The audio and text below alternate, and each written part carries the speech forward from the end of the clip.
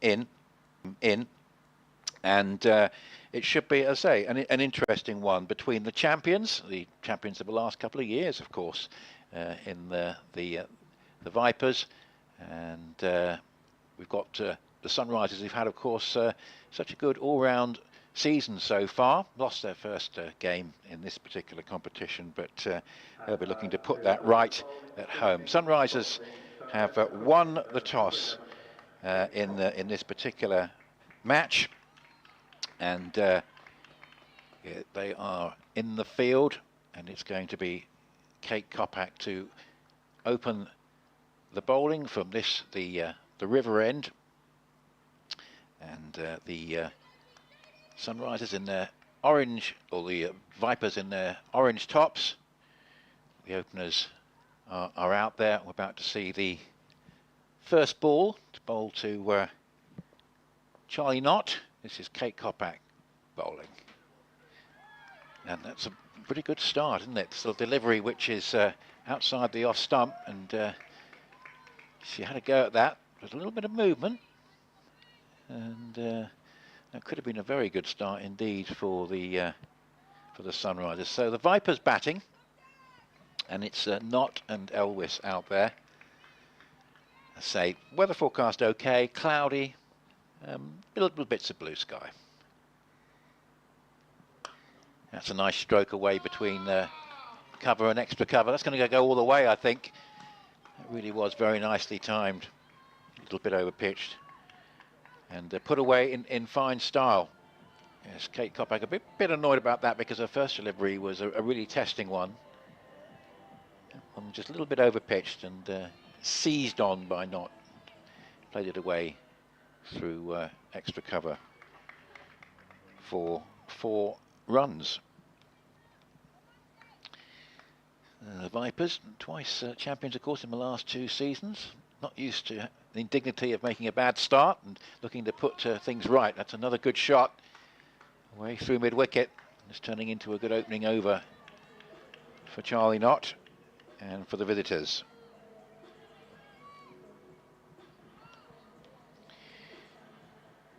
Yes, so the importance in this sort of match situation, got to get up to that top 4 in the end.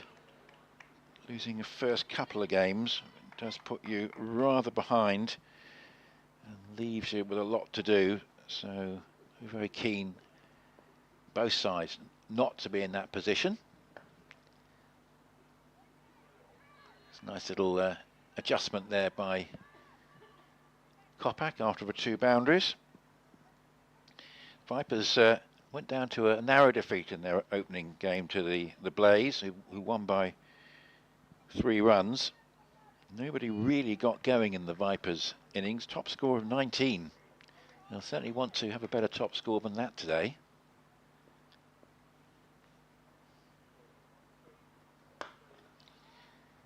That's a good shot for no run at the end of the over. That was nicely timed. And also, all told, a couple of boundaries. As we move towards the end of this opening over, will be very much a decent start from the Vipers' point of view.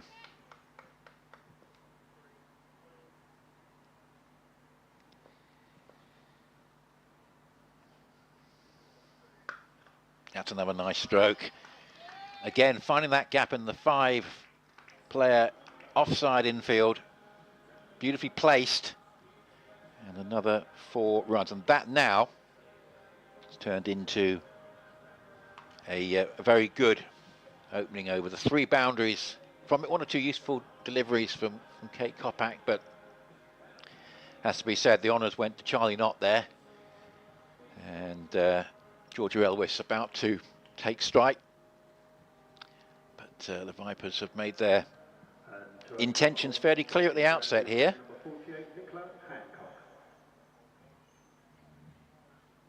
It's going to be Nicola Hancock from the Hayes Close end. Spectators still coming in. Just wondering if it is going to rain. We don't think so. There's some fairly threatening cloud around, but think the odds are that we are going to be okay. Some rain around, mind you, in the next week or so. Here's Hancock. That's a pretty wide delivery and signalled as such. Bit of a loosen up. Georgia Elvis making the fairly early decision that didn't need to play at that one. So the Vipers sent in. Will be pretty pleased with their start here. Vipers played on Saturday in their opening game.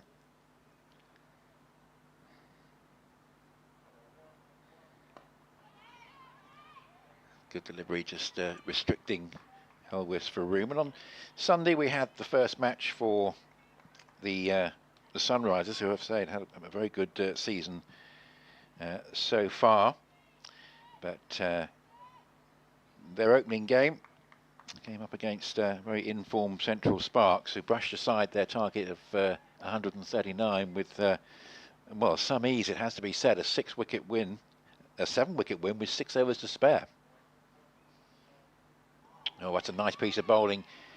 Just brought it back in terms of length and drew Elvis into the shot. There's a little bit of late movement. Two useful deliveries being sent down already. And really found a very nice line there, did Hancock.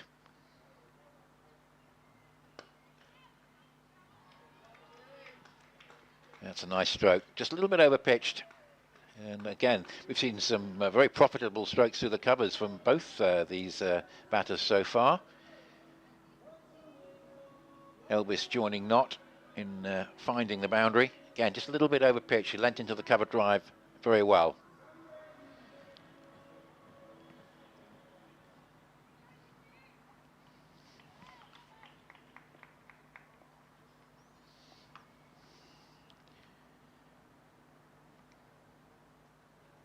Oh, that's a nice piece of bowling. See, just having over pitch there, either side of that, bookending with two fantastic deliveries, which very nearly accounted for Elvis. Again, just holding the length back a little bit and getting a little bit of movement out of the pitch.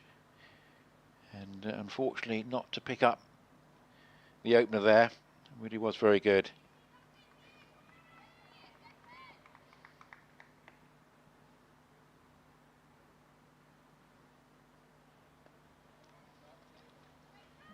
Nice little deft shot off the pads. Bit of hesitation before coming back for the second run, but it's always going to be there. That's two pretty decent overs at this stage for the visitors. One ball left in this second over, but they'll be pleased with 19 and the openers still together.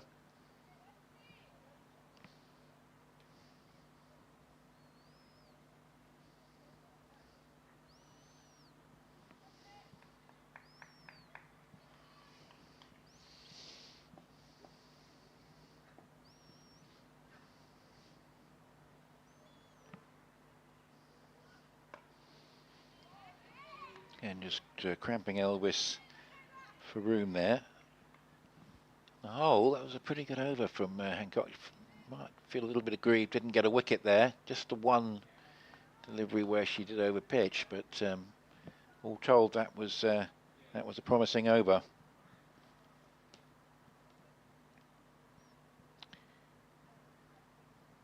So this 2024 version of the Charlotte Edwards Cup, it's the 4th season in total, so the Vipers double champions.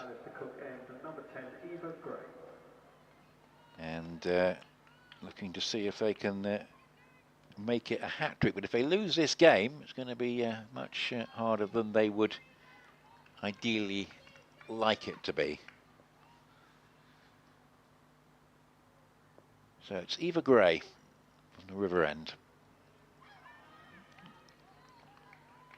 Nice delivery to start that. Just again cramping, not for room. There's a little bit in the pitch. get the line and length right. And it's quite difficult for the batters to force the ball away. When we've seen over pitching, it's been a lot easier. Sunrisers winning the toss. Vipers sent in on a cloudy Friday evening here at the county ground in Chelmsford. A little bit too short, sat up and pulled away to the straight mid-wicket boundary.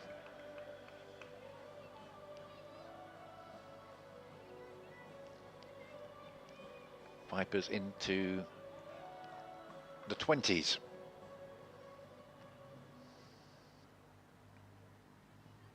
This competition has changed formats a little bit over the years.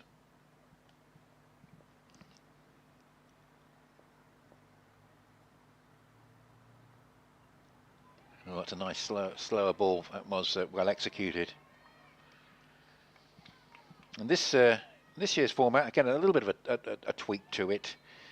10 matches in the group stage, 4 teams being played once and 3 teams twice. That gets to the 10, and then it's very much similar to the men's T20. The top 4 in the group advance to finals day. There's no quarter-final stage there is in the T20, but the same concept as finals day.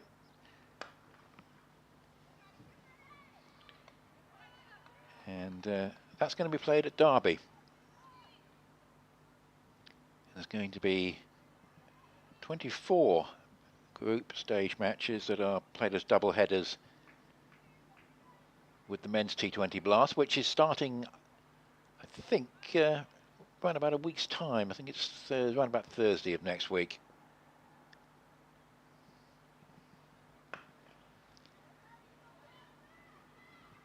Both competitions will be hoping that the weather remains as it has been for most of May, as opposed to the weather we had in the first 4 weeks of the season. Indeed, some fairly unpleasant weather, of course, in the north for that first T20 for the men between England and Pakistan, which never got going.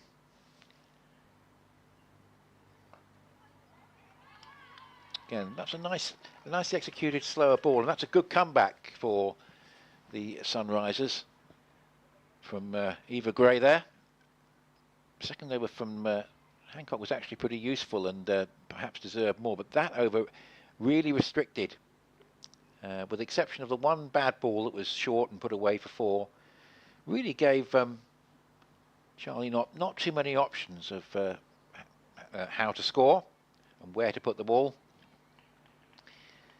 And I would say that other than the fact that the Sunrisers haven't got a wicket, they'll be a little bit more happy now with that over. 5 dot balls in it, 23 for no wicket after the 3.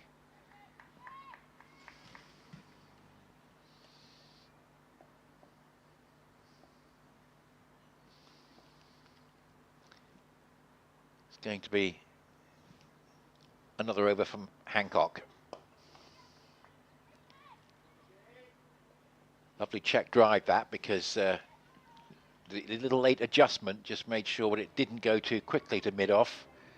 We had to move to her left. It was nicely executed, just rotating the strike. And in fact, I think that's the first time that the 2 batters have switched ends, I think, because hitherto it's largely been Charlie Knott facing the bowling from the river end. Now she's facing Hancock from the Haste close end. A slip in as well, so just a sign that that movement that Hancock was getting might produce an edge.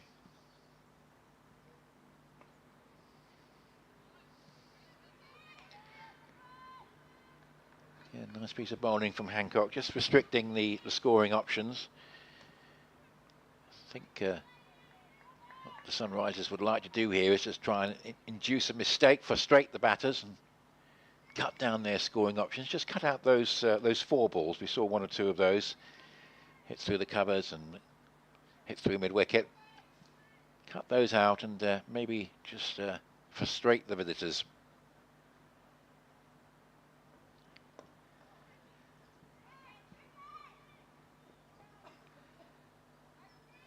Again, attempted the block hole ball, which was quite effective. Just after that very fast start from Charlie Knott, just quietening things down here at Chelmsford.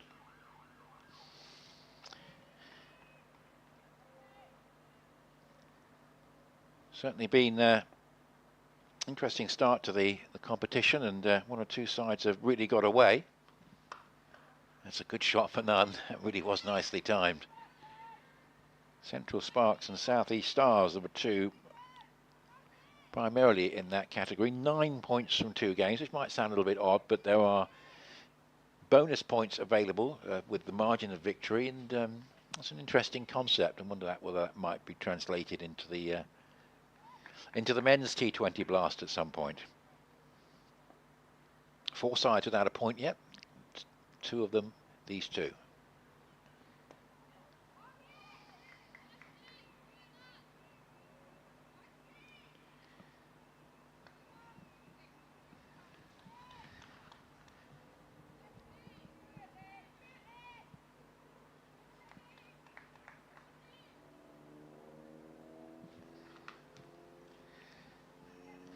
Good few spectators in the members area. 1 or 2, and yeah, quite a few actually gathered in the top tier of the Tom Pearce stand.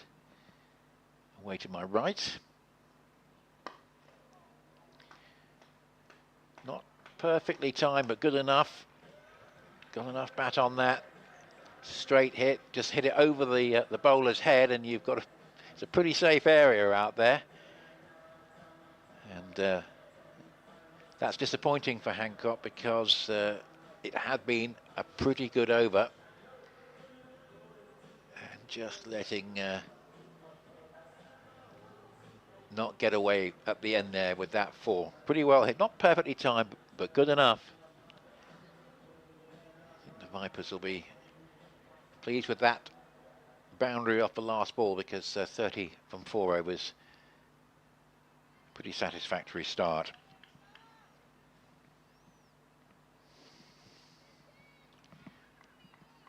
Eva Gray is going to continue. 6 saving 1.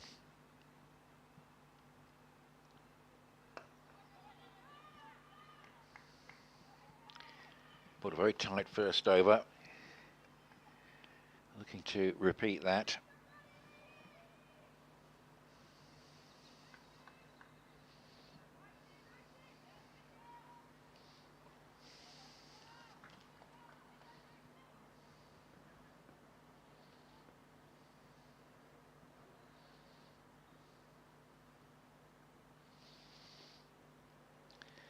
Slower ball, but unfortunately just drifting down the leg side. The thought was there, but it was just straying down, and anything going down the leg side is always going to be called as such.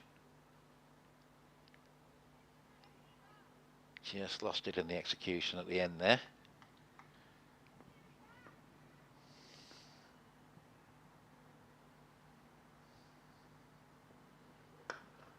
Yeah, that's a good shot. That really was well timed. And just the occasional over pitch roundabout off stump. Both these players have been pretty good in putting the ball away, just finding the gap in the offside. Field of 1 savers. That was very, very nicely timed.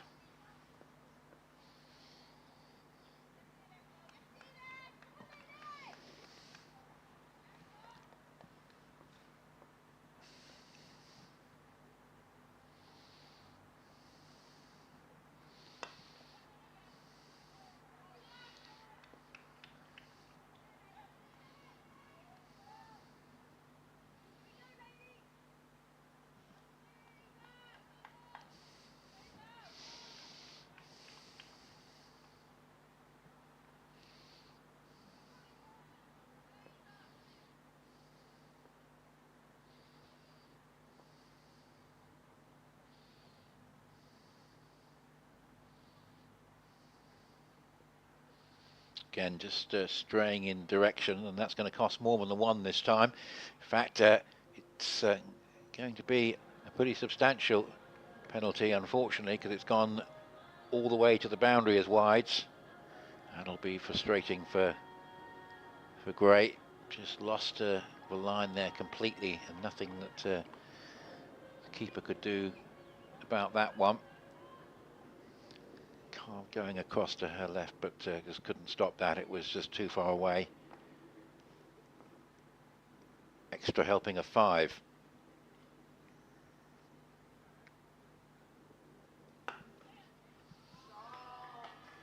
Again, just compensating by slightly over pitching, and again pretty well timed. Dangerous opening partnership this from the Vipers. These two capitalising on anything over pitch. That's been the main problem so far for the Sunrisers, and of course the wides in this over, but there have been a few occasions where it's just been over pitched, and the placement has been very good from both these two. It's turning into a very good over for the visitors.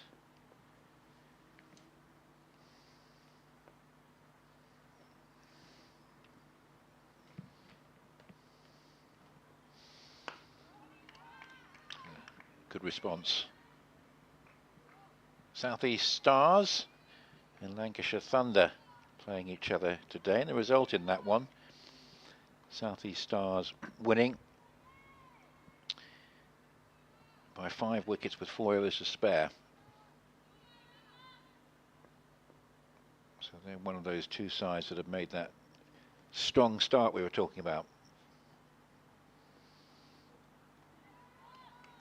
Again, good comeback from Gray, but the helping of 5 wides didn't do her much good. Then she'll be a bit annoyed because the first over was pretty impressive, but issues with both the line and length in that one.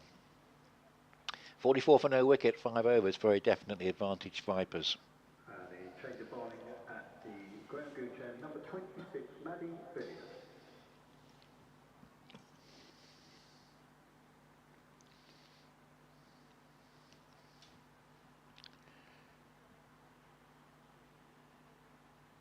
Hancock's figures really quite impressive. 2 overs for 14, and actually deserved better than that. And Gray just spoiling her figures slightly with that second over because her first was very good.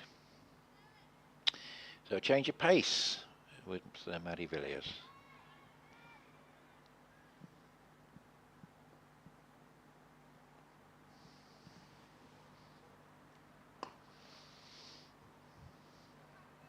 Not quite timed that one.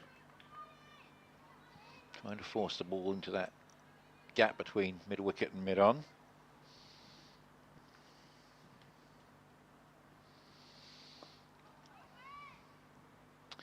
That time Charlie Knott did find the gap, was rotating the strike. Looking to get at least a boundary and over at this stage, and keep rotating the strike.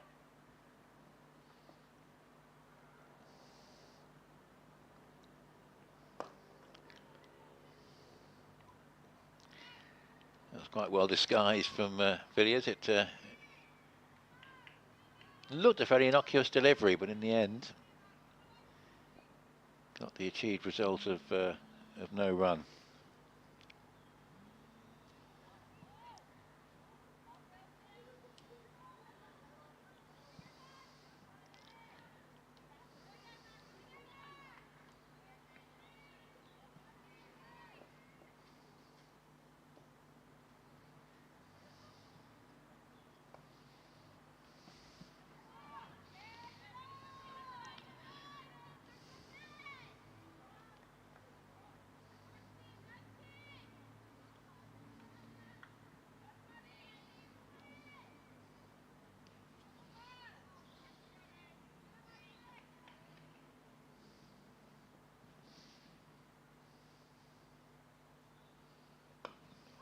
Oh, that's uppish. There could be a catch here, and that's, I think it's been held, and that's a very good one indeed.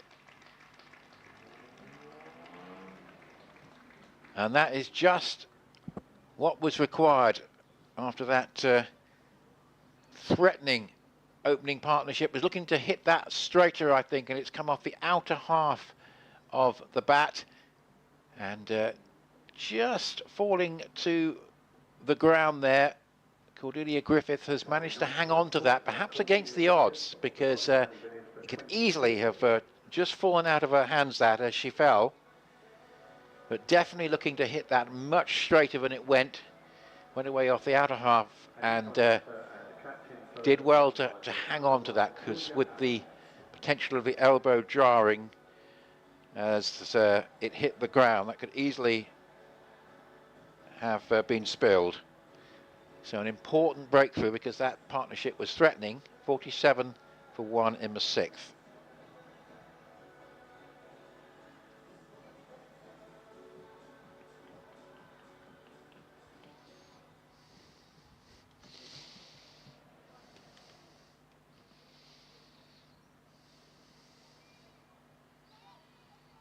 Just what the Sunrisers wanted, just to disrupt the momentum, but it does bring in Georgia Adams.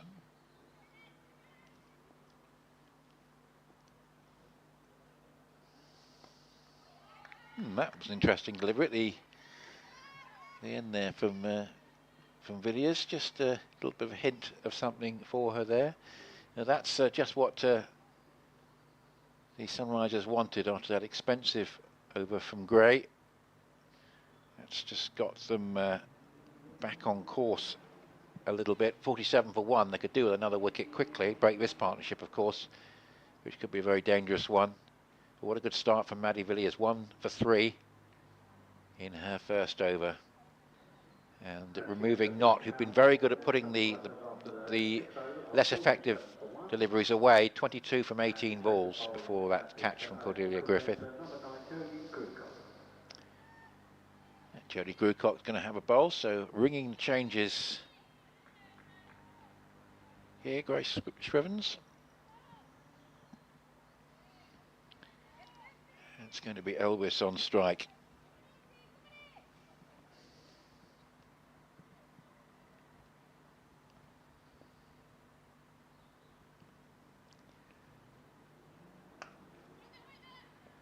It's just sneaked its way through. Not going to be too expensive.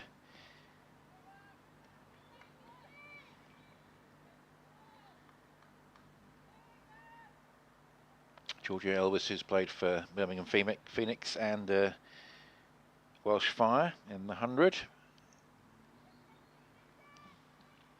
Now it's Georgia Adams back on strike.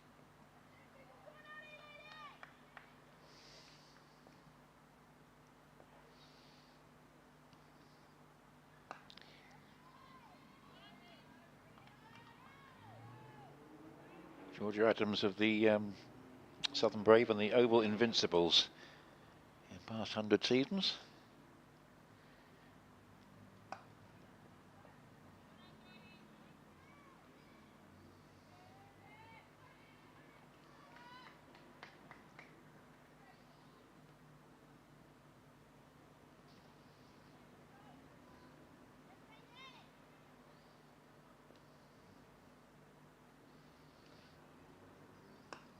That was nicely bowled.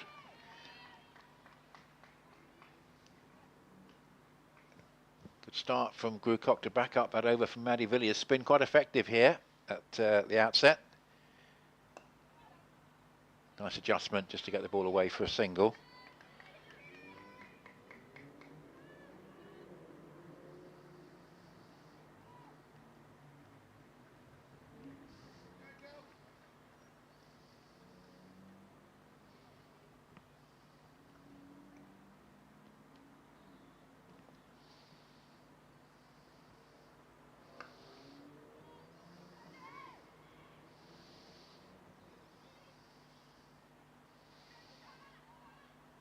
Yep, pretty effective over that. So backing up the wicket with a couple of tight overs of spin, just when it looked like the Vipers were really getting away. It's just evened up a little bit. 50 for 1 after 7. In fact, make that 51 for 1. With Adams new to the crease, joining Georgia Elvis, who's got just just around about a run of ball 19 from 20.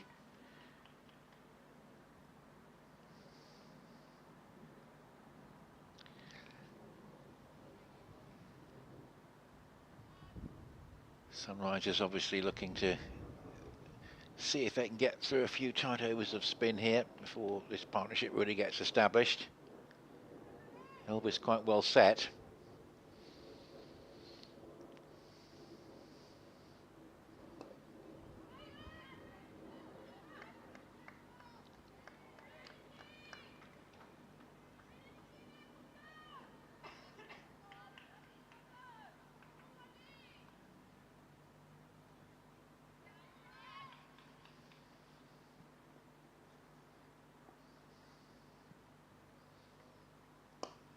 Oh, it's a tough chance.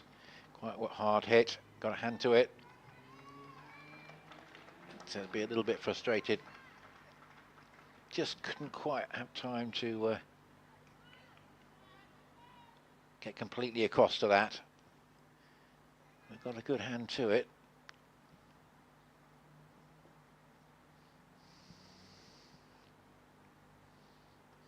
Oh, it's a nice piece of bowling. Really is a good little spell this from the Sunrisers. Crucially, Elvis is not being given many scoring opportunities as she perhaps was a bit earlier. Having to work for her runs.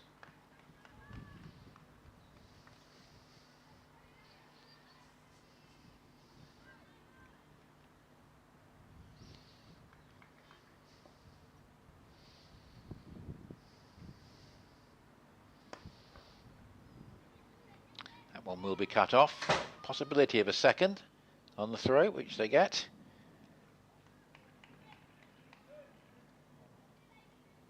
This is actually Nicola Hancock. I think they're moving across to cut that one off in front of the pavilion.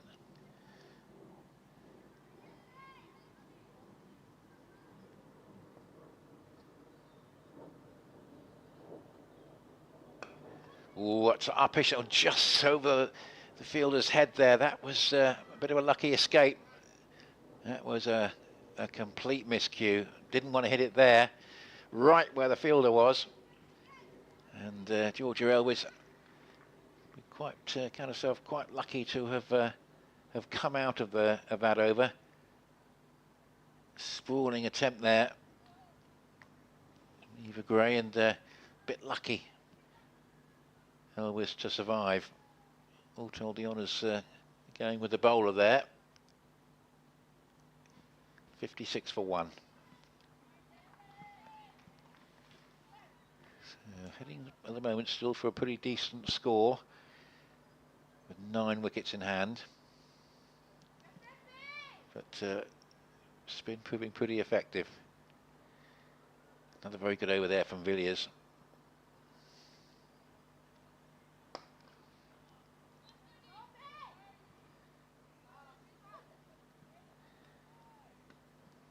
Crucially, it's been harder for the batsmen, but for the batters to find those scoring opportunities that were available a little bit earlier against the seamers.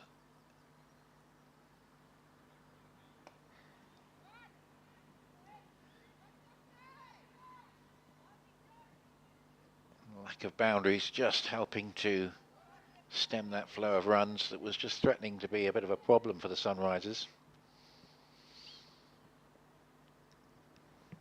Just the 5 saving the single, so a few gaps, but that one intercepted nicely by Joe Gardner.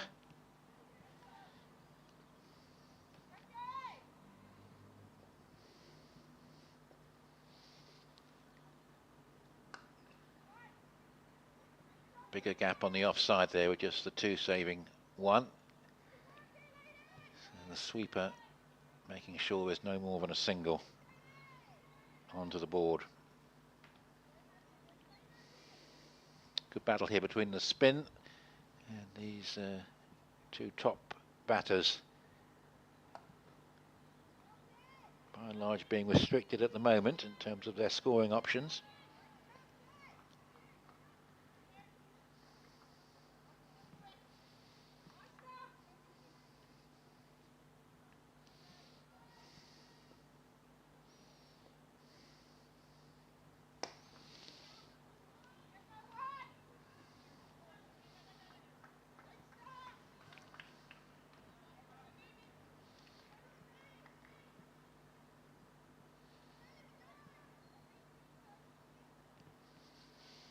Another pretty good over that from the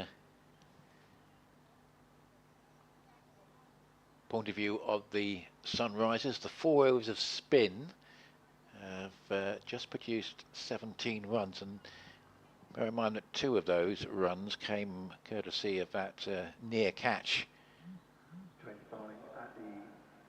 So number 48, Nicola Hancock. Nicola Hancock is going to continue. Yeah, so 4 tight overs of spin have released 17 runs, and Hancock deserving better than 2 overs for 14 from what we saw earlier on. Got a feeling that the game is very nicely balanced, and the Vipers are sensing they just need to hang in there a little bit at the moment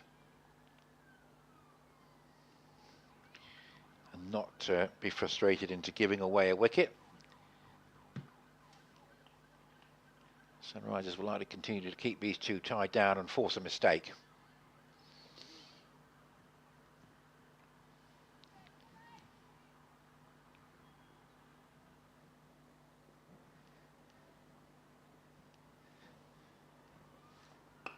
And that could be the mistake we're talking about. And it's well held in the end. Just a faint prospect there might be a bit of a juggle in that catch, but it wasn't to be. In the end, it was pretty comfortable. And that is a useful breakthrough. And it's been brought about really by those tight overs, which in the end just encouraged Adams into a mistake.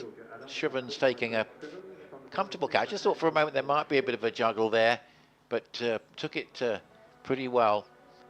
And Georgia Adams goes for just 6. But I say, that wicket deserved by Hancock and partly brought about by those tight overs of spin that preceded it. And that's a useful one for the Sunrisers at this stage, because it's a second wicket with not too much damage to the scoreboard since the first one went. The first one went off the 5th ball of a 6th over, and there we are at 61 for 2 now, 1 ball into a 10th over. So it's fair to say it's been a good little spell, this.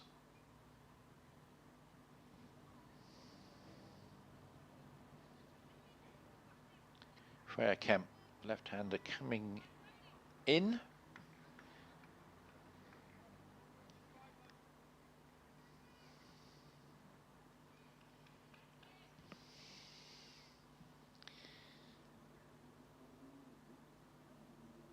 And that's a deserved wicket for Hancock.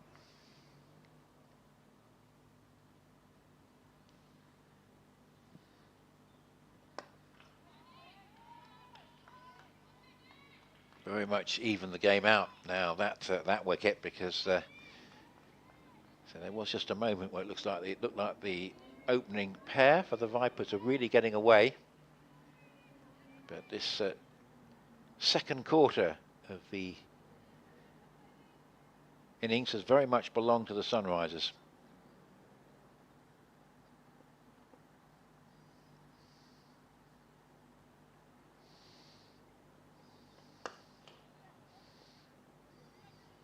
Nice placement, just wide of mid-off to get the single.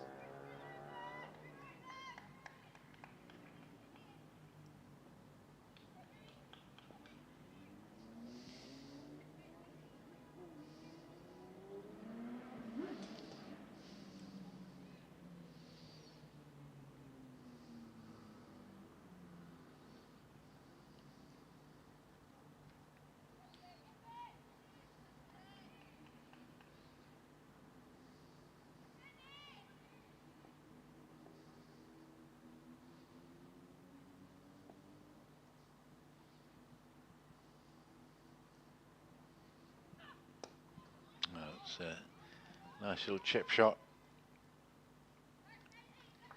into the wide open spaces on the onside.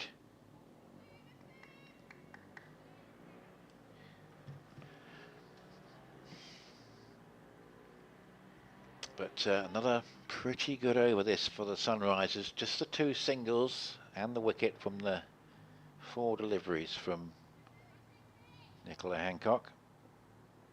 And facing the new batter, Freya Kemp. And that could, oh, it's just short of mid-off. Almost a second breakthrough in the over. Again, a miscue. She was certainly not looking to hit it straight to the fielder with the ball in the air.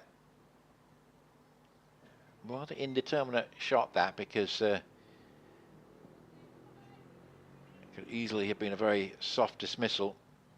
Just didn't quite carry really in the end. What a good over this has been. And a good decision to bring Nicola Hancock back, despite the fact the spinners were going well. Another fielder up into the circle at short third. It might be a bit too wide, but it's okay. That's a slower ball, just about keeping within the bounds for the umpire's liking. And a very good over indeed by Hancock, whose figures now actually rather reflect better how well she's bowled. 1 for 16 in 3 overs, with Georgia Elwys still there, 26 from 27 balls, and Freya Kemp new to the crease, 63 for 2 at the halfway point. And whereas at one point a score in excess of 170 looked as though it was possibly on the cards, going to be mighty well to get close to that sort of figure now. Change of bowling Alistair Cook, number 9, returning Jodie Grewcock.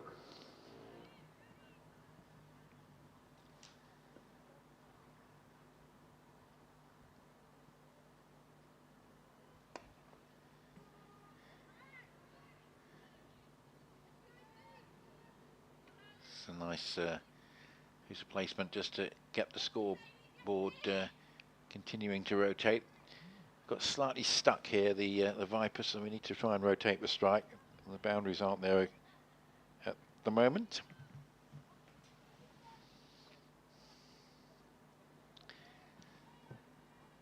But Grewcock, 2 overs for 9 before this.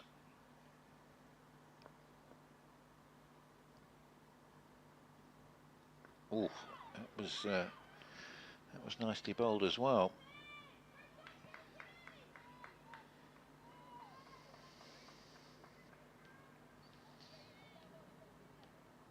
It has been a very effective performance from the spinners. It's a nice stroke, but there is a fielder back at long on. It's Shrivens.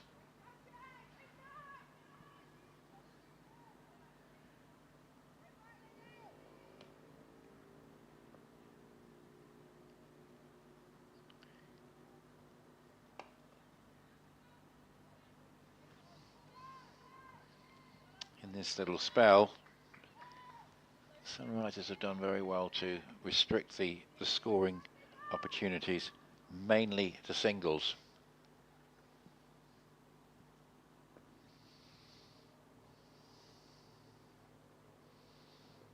Oh, that one turned a little bit, produced the appeal.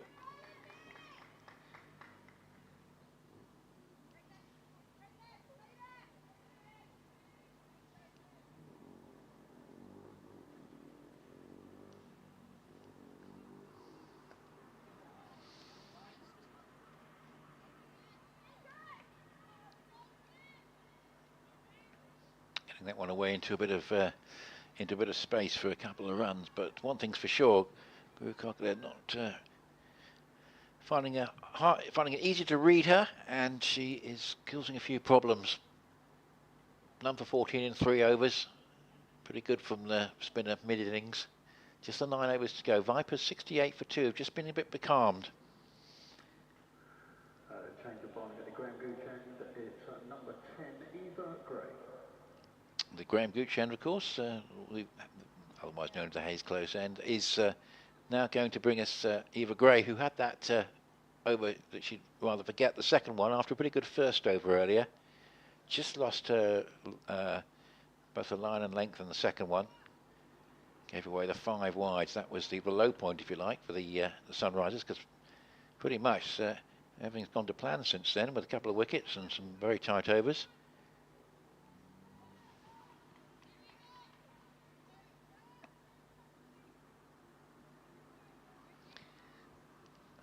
Georgia Elvis going along at a runner ball, but mainly restricted to singles just of late. There's another one out towards deep mid-wicket.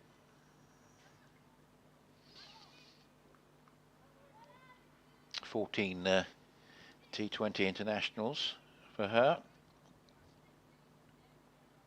Hasn't quite done herself justice in those.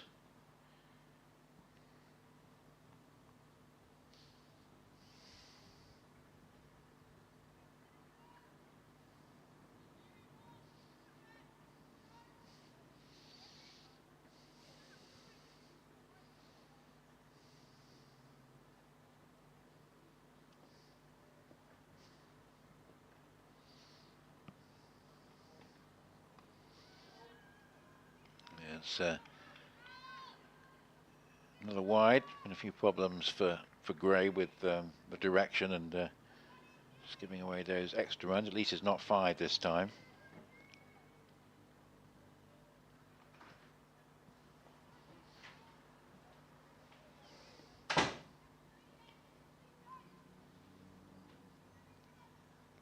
Ball match very nicely poised at the moment with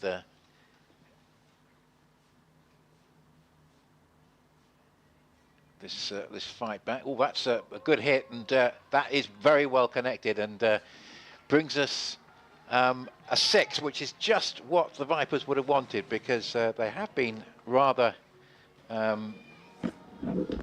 becalmed, I think is what the word I would say, and that just a little bit of a release. So we've got a guest with us.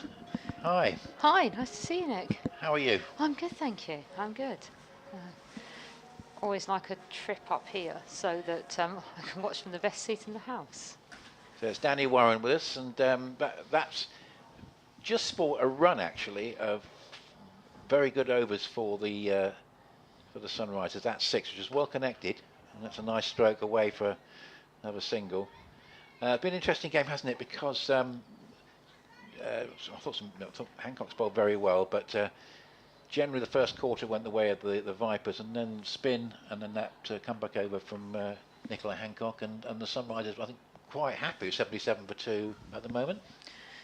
Yeah, like you could see like a miss in the power play was it was punished quite heavily, wasn't it? But to come back in after that to finish the power play off. Yeah. It was handy to get not just at the end of the power play, which gave us a chance to really strangle slightly in the last few overs. Obviously, it's a dangerous period here with people, someone like Freya Kemp, who has more than the capability to clear the boundary. So it's spinners really have bowled well, haven't they? 17 runs from 4 overs in that second quarter. Certainly brought the Sunrisers back into it. Gray's just struggled a little bit at times with her line, but that's a better one. So we switched ends. She was previously from this river end. What do you think's the sort of total that the Vipers would want from here? No, I think we've played on the we've played on the lights here before, and obviously it's a different pitch every time. But I'd say you need to be looking at 150, 160 yeah. plus. At one point they look like they might get a bit more than that. In terms of feeling comfortable. Obviously there's 2 halves to the game, isn't there? But I think they'll be looking at least 160. And that's well placed. That really was well placed, and a couple of good strokes here, which have just got the Vipers moving, and it's Freya Kemp who's done it with that 6, followed by a 4 in a similar sort of direction, and that's just sport things a little bit for Eva Gray, because a couple of good connections, and suddenly she's left with figures of number 32 in 3 overs, which she'd be slightly disappointed with in the context of how the team has gone, but it's, I think, pretty well played by Kemp, who's come in and just seized on a couple of deliveries and got the Vipers going again. Yeah, she's ridden the luck, I suppose. She was put down a couple of overs ago, wasn't she? Which has probably given her the impetus to go. When you look at a player like Freya Kemp, it's how she plays. She comes in, she has a great hitting arc, and she's going to take the bowler on. So you know it's going to happen. You just got to hold your nerve and stay in the game, be ready to take your chances when they come. So Maddie Villiers, 2 overs, 1 for 8. I'm pretty sure she's going to bowl out here. Again, that was nicely held back, and Elvis, she's going along at a run of ball, but you feel she's trying to achieve more than she's getting at the moment, being restricted in terms of boundary opportunities, and in the end, that was nicely held back, and she wasn't quite there for the shot.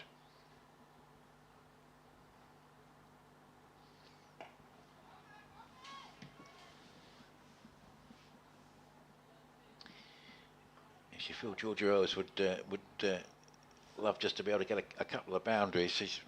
She'll feel like she's going okay, but after a pretty fast start, she's been mainly restricted to singles, hasn't she?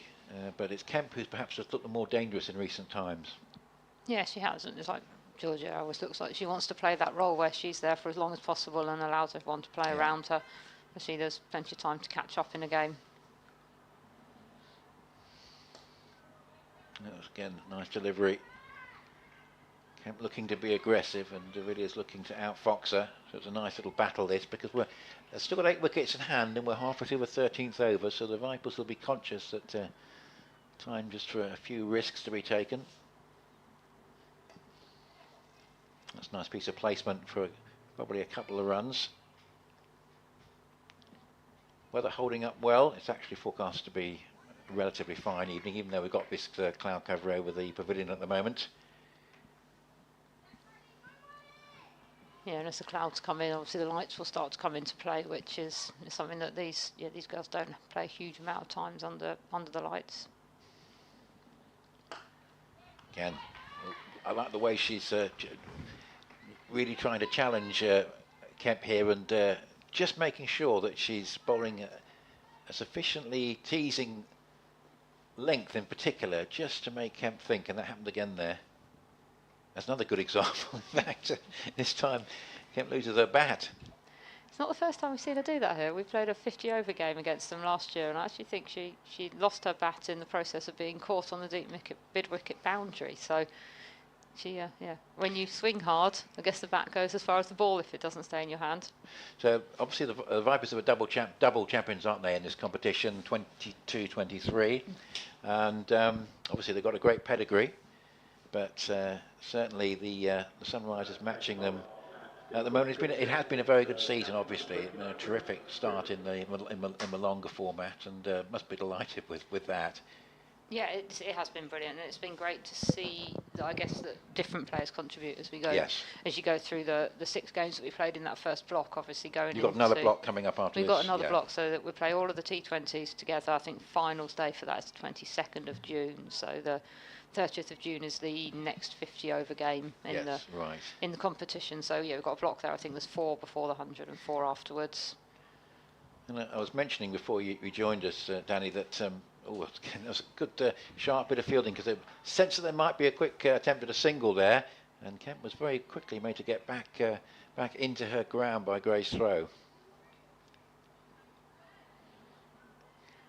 And again, this Charlotte Edwards Cup, it tweaks its format, doesn't it, every year. That's nice placement, because over Gray's head, but there's a long on and a deep and slightly wider mid wicket, and it was placed perfectly between the two.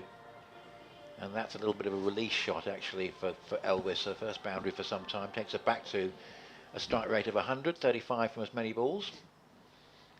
Yeah, so we're playing 10 games this year in the Charlotte Edwards Cup, so it's one against each of the other teams, and then the final 3 will be against the southern or the northern teams. So as Sunrisers, we'll play Vipers twice, we'll play Storm twice, we'll play Stars that sort of makes twice. sense, doesn't it, in the sense that you're playing your regional rivals the second time rather than... Yeah. Well, you can look at it a couple of ways. Example, I suppose you want to even out the balance of the strength across the competition. So you could say if you've got Stars and Vipers have won the competition between them over the 3 years, so you might say maybe you've got a slightly tougher role there, but you also could say that the Diamonds are looking strong at the moment as well. So there's a few ways of looking at it. Sparks have looked very strong. They're 2 from 2, which I think Diamonds fell short.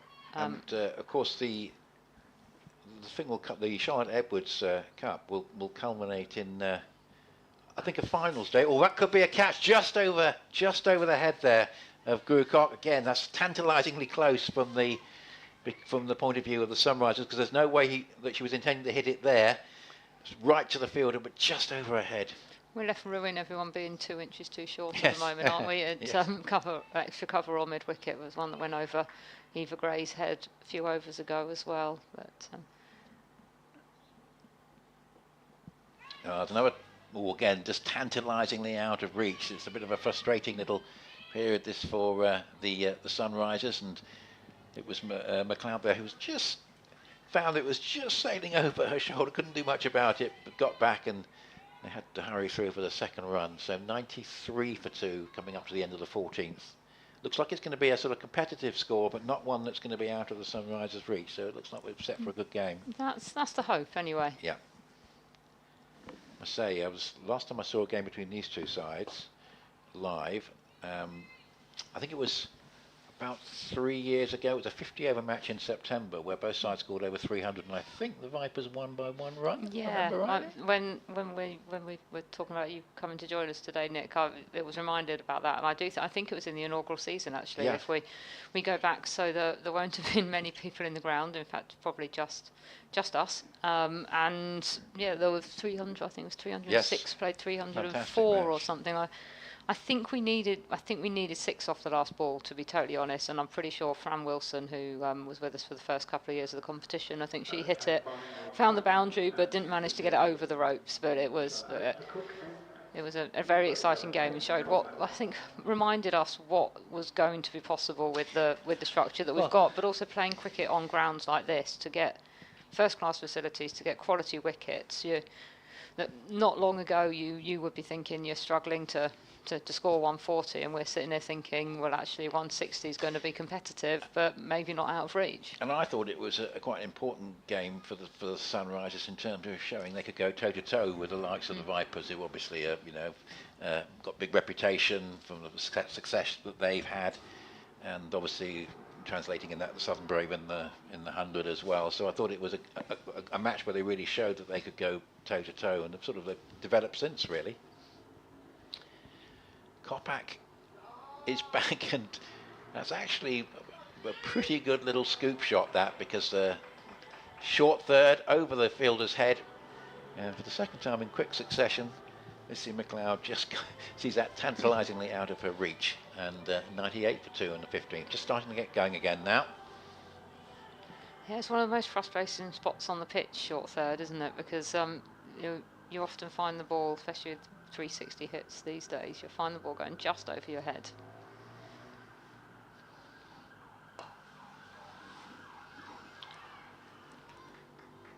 So I guess the Sunrisers would like to break this partnership, which would be dangerous if it carried on deep into this final 6 overs. Plenty of wickets in the bank here for the Vipers. Kate Kopak bowling the first over and the 15th, so she'll carry on now, or would that be the plan, do you think, if this is another good over? No, I think you've got a lot of bowlers out there that Grace Scrivens could be using. We haven't seen Jo Gardner yet. We've obviously only seen Grace bowl herself for 1 over so far.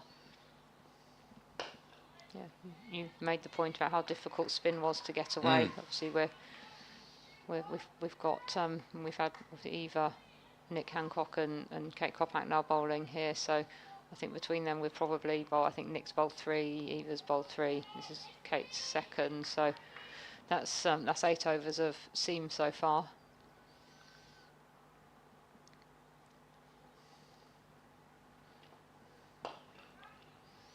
And just away from the field.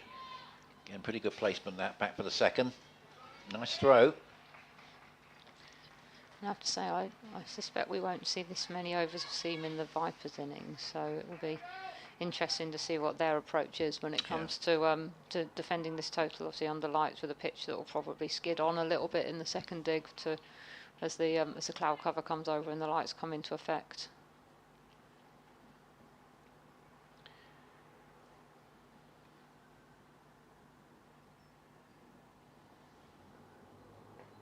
It's a slightly different game, isn't it, when you've got the T20 being played at this time of year.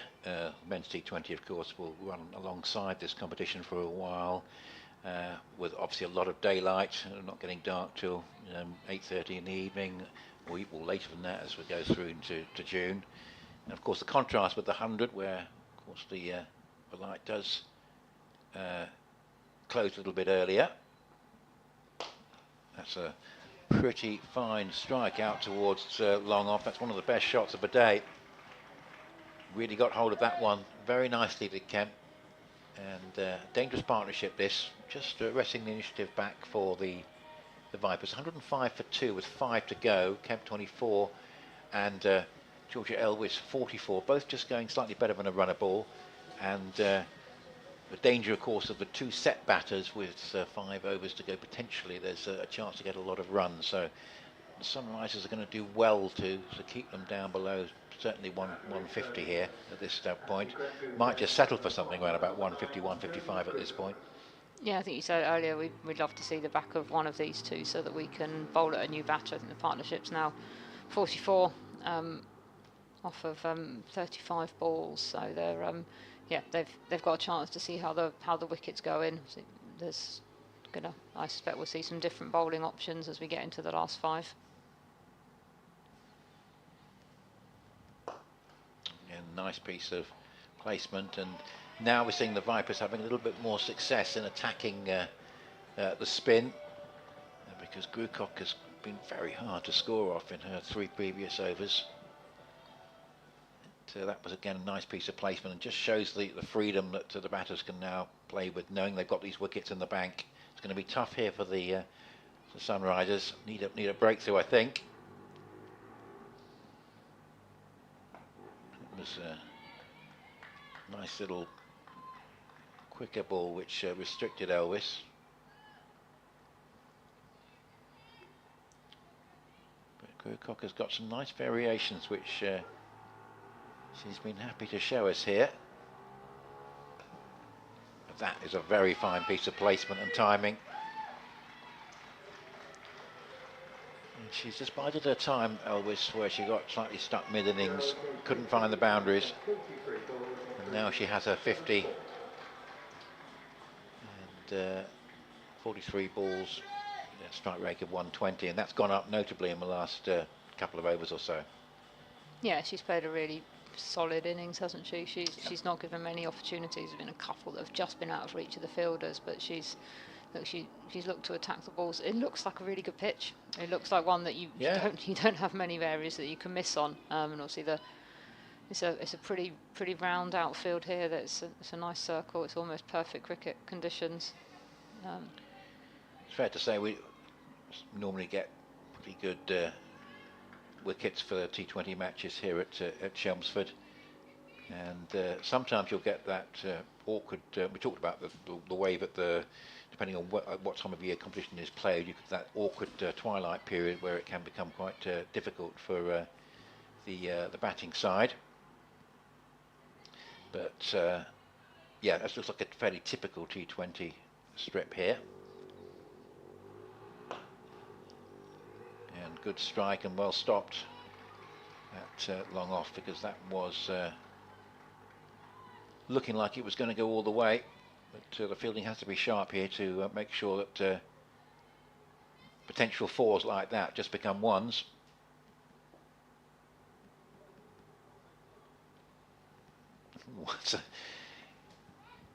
Got away with that one slightly, but it was a surprise ball actually, which I think actually slightly did for Elwes there, and wasn't quite expecting it. And sometimes it can be quite useful at this stage. But 116 for 2, 16 overs. You feel something like 155, 160 is on the cards with 8 wickets in hand. Kemp 25 and Elwes 54.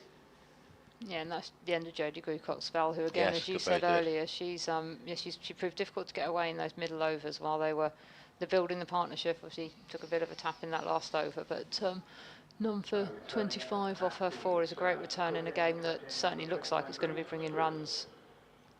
So the tweak in the format this year, it will end with a finals day at Derby. That's right, isn't it? So basically the top 4 in the group just go straight through to the finals day. Presumably maybe the top side plays the full side. Would that be how it would work? Or is it still to be all? Yeah, or I'm maybe pretty there'll sure be a draw or something like that. it's going to be done on the finals day format of the T20 Blast. So I'm pretty sure, testing my memory here, but I'm pretty sure it is 1v4 and 2v3. Yeah, that would be logical, wouldn't it? Which is the same way that they're going to play the semi-finals in the 50-over format, Yes. actually. And what it does give, and you're going to say only 8 teams, 4 qualify, but actually it keeps the competition alive for as long as possible. And what we want is all of these players, whichever team you're in, to be playing in, like, I guess, crunch matches for as long as you can. So must wins, and that will be what we'll get this year.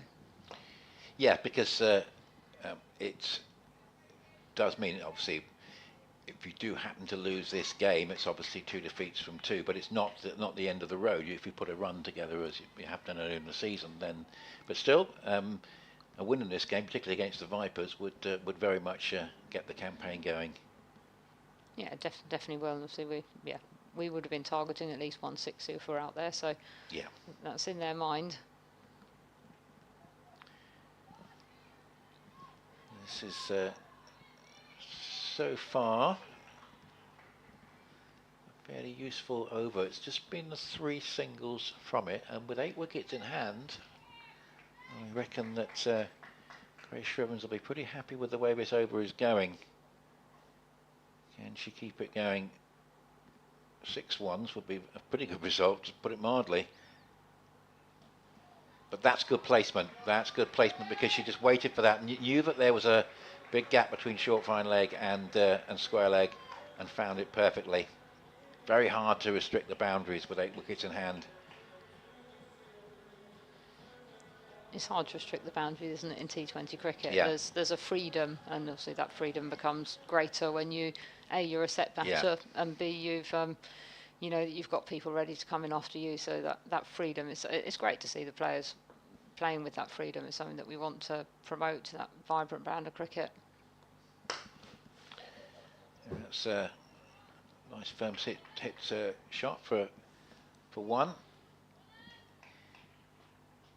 So we're going to get quite a lot of double headers, aren't we, with the men's T20 Blast in this competition? Yeah. I'm not sure if there's one lined up for here. I have to look up my. There isn't one for here. I couldn't remember seeing one. No, we in terms of home games, we've got 2 that we're playing as double headers at Lords and 1 at Northampton, which will be our next home game. Yep. So we finish our campaign here. Oh, that's unfortunate for Shrivens, that, because it's gone through and gone all the way for 4. It's a bit of a bonus, that, for the Vipers, to be honest, but 128 for 2. They probably just about got what they wanted from that over after the very good start from Shrivens. So 3 overs to go. We're talking about 160 for a while. It's still looking around about that, but it could still be more if this pair stay together. But it's not going to be, I think, a total that's too big to put the Vipers out of sight. Yeah, and the great thing about playing more of this format of cricket is you do start to realise that when you get good conditions, 160, 170 is not impossible to score. No. You want to play that brand of exciting, bold, brave cricket. You want to play with intent. So it's as much a mindset in knowing that you're able to go out there and score runs that quickly to put the opposition under pressure, both in the first innings and in the second innings. So it'll be a good test for us wherever this ends up to see how well we approach it.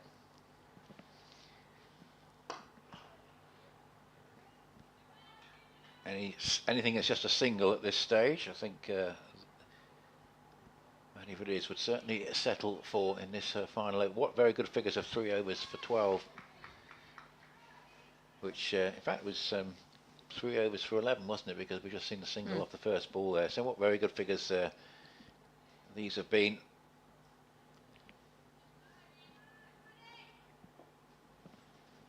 Elvis very much in aggressive mode now, and that's another very good piece of placement. Can't argue with that. Knows where the boundary fielders are, knows that there is a mid-wicket in, but clear that fielder, or just a little to either side, and there's nothing that 2 boundary riders can do to get round to that. The advantage of the set batter at this stage, bearing fruit for the Southern Vipers. She's picked a few up over mid-wicket's head, hasn't she? Which again probably shows how good this wicket is, that you can trust the pace and bounce. Again, nice little variation there from Villiers, just restricting Elvis.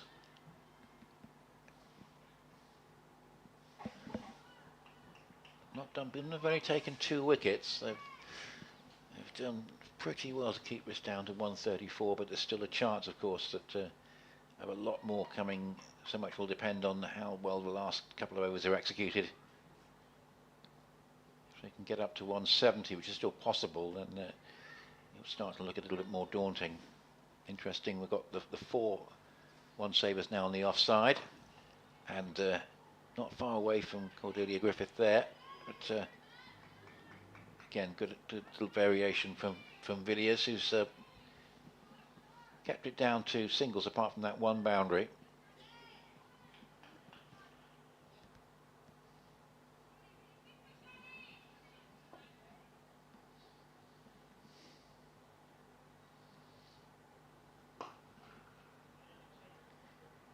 Story continues here, so if it's just a one off his last ball, probably just about settle for that. Keep the Vipers down to 1 boundary and over in this last 3. They'll be doing pretty well.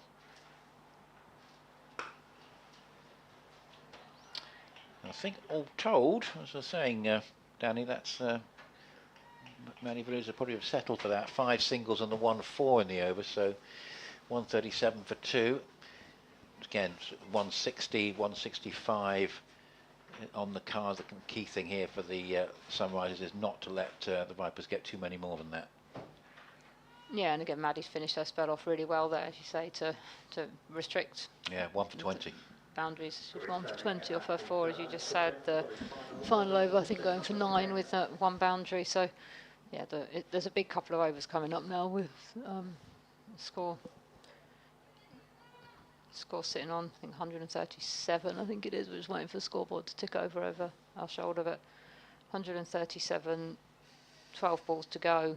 Yeah, it's a big difference between chasing, you say, 155, 160 to 170 plus if you're not careful. Yeah. So yeah, every ball counts. That's what's great about this format. So a big over this for Gray, who's just been a bit expensive.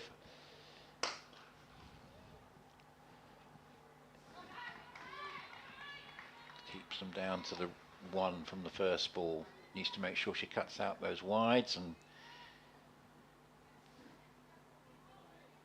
doesn't bowl more than 6 deliveries in this over. That would certainly help. Certainly started off very well. Her first over was very good, and then just lost away a little bit in the second. Yeah, she's been working her way back from some back problems over the winter, so she's worked really, really hard, and obviously coming back into competitive cricket is never easy at any time. Back at the river end now, and that's pretty well bowled. Anything that's no more than a run at the moment, albeit that was a bye, but anything that's no more than a run is in the credit column, I think, at the moment, to the Sunrisers, given there are 8 wickets in hand.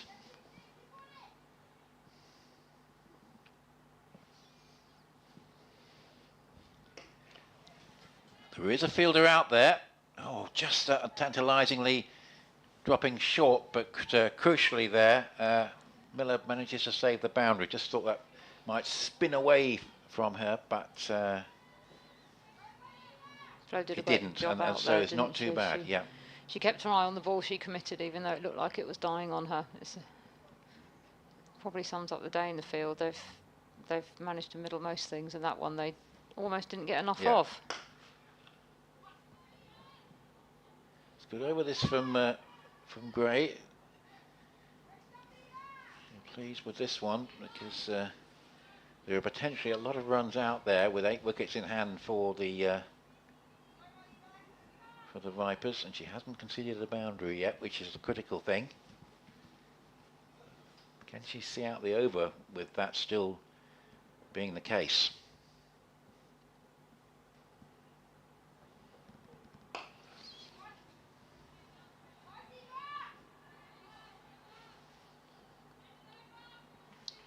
Well, he's got one more ball, and this over actually is as good as her first one was. The two in the middle weren't quite so good, but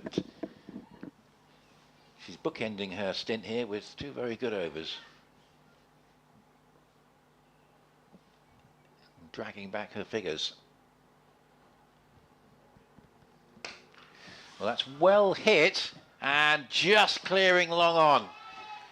So a bit of damage off the last ball. That's the boundary really the Vipers needed, because with 8 wickets in hand, they weren't getting what they wanted out of that over. And frustration there for Gray. It was a good over, but Kemp was with so much freedom to go, obviously had to go for it there, had to try and find at least one boundary in the 19th over, and got it. She has 44 from 32, and it's 149 for 2. Yeah, and you do get value for your shot straight here at Chelmsford. It's a relatively short straight boundary. You're hitting down the hill from up there, so it's a good area to target. We've seen them actually look to hit quite straight. Certainly Freya Kemp, you would think that her traditional slot is towards mid-wicket, but she's hit straight really well today. Well, I guess it's don't often see T20 innings with only 2 wickets down. And the one thing's for sure, if the Vipers don't win this match, they'll look back and think, have they left some runs out there somewhere? But a long way to go. And no surprise to see Hancock back. Well executed that slower ball, but actually spotted and put away for 4 runs. So Hancock has bowled very well here. Quite reasonably enough, going for the slower ball, but it was spotted, and she got across the crease there, Elvis, didn't she? And just found the gap. 150 up. How many more will the Vipers get with 5 balls to go? Where do you put the one savers? Where do you put the boundary fielders at this stage? Ideally everywhere, but of course you can't. Settling with a ring of 4, saving 1 on the offside. Ooh, now how's that going to be judged by the umpire? It's no balls, and it's gone for 4 yes, as well. it has gone. It's hard to see from down here, but so it's camera next to us. So that's not what the Sunrisers wanted at that point. It's a no ball plus 4 buys, so it's 5 to the total. And he's trying a variations here, Hancock, but that one did go wrong a little bit, too far over the batter's head. Yeah, I think it took Amara Carr by surprise, because she's standing up to the stumps, yes. and all of a sudden that comes down.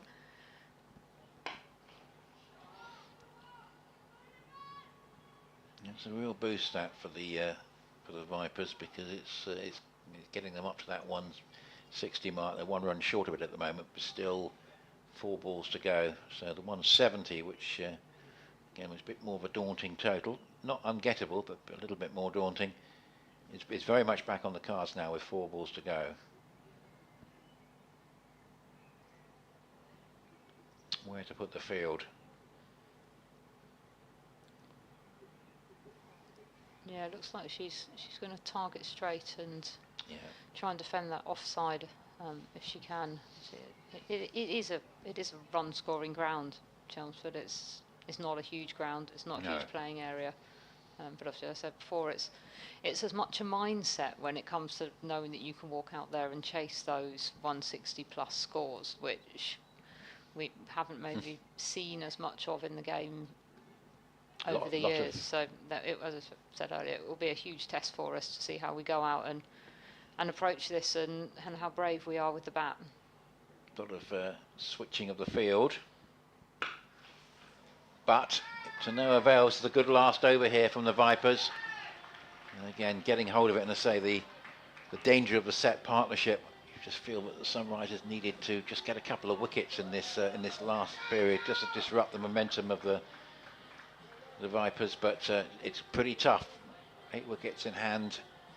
You've got a few options, of course. You've got to have a set number of fielders in the circle, and turning into a difficult final over. 14 from it so far. 163 for 2.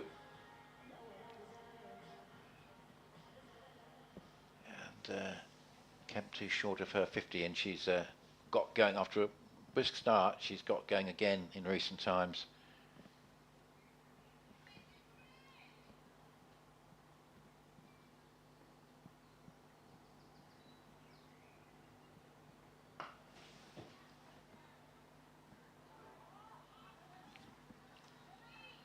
No. Looking just short again. Yeah, not far away, but significantly just the 1 run this time. Can Hancock just ensure that not too much more damage is done, because obviously the first half of the over's not gone as she would have wanted. 2 balls yet left to go. Elvis looking for the gaps. There is a very, very big gap through straight mid-wicket. Here is Hancock, and it's a nice executed ball, that delivery, because in the end she can only play a chip shot up to mid-off, and with the field that she had to sort of execute that well, and she did. Yeah, look, one of the strengths that Nick's brought to the group is she's played a lot of big bash cricket over in Australia. She's bowled probably more at the death than she has done at the top end, so it's a handy skill to have, obviously. It's a pretty good comeback in what has been a difficult over. But that's a fine way to finish. Oh, goodness me. All the way into the black sight screen at the far end. So, a fair amount of damage, it's fair to say, in that last over. Kemp gets her 50 right at the end. And the question, I guess, Danny, is that over, and we'll just count it up, but it has certainly gone very much the way of the Vipers. It's spoilt Hancock's figures. I think it's gone for at least 60, right about 20 in the end, I think, because we had the 4, the 5, another 4, and then the 6. So it was a very expensive final over. Now 171 for 2 is obviously a little bit more than the Sunrisers would have been hoping it would be, but it looks pretty good for batters out there. Yeah, it does, and we would not want to have wanted to have 172 to chase when we put them in, having won the toss. That we know that having the opportunity to bat under lights, the ball does come on a little bit quicker. It does make it harder in the field for the fielders. So, like I said before, I think the thing that will interest me the most is just how brave we are in going about chasing it, and that having that belief that a score like that is something that's attainable, because it is, and that's with the batting lineup we've got. We've got 10, 11 batters out there. What you need is 2-3 people to go and score, as both Elvis and Kemp have here, and to get a start, to get themselves in, and then when you start putting the bowlers under pressure, then you never know what's going to happen. But it's not going to be simple. No, a good power play would be handy, wouldn't it? It would be really nice, and look, I think we can guarantee if we're still watching a game of cricket in the final over, it's probably a good game of cricket. Yeah. Because you're not going to see a team go out there and just work their way to 20 overs. So if we're still here in the 20th over, it's going to be a good game of cricket, Nick. Well, I reckon that the Vipers are probably more or less where they thought they might be after 5 overs, but of course we then saw a very good Sunrisers fight back with the spinners, and then the Vipers have recovered again. So they probably ended up roughly where they would have expected to be at about the 5 over mark at 171 for 2. So we'll be back with you in about 10 minutes, and we'll see how the Sunrisers get on with this chase of 172.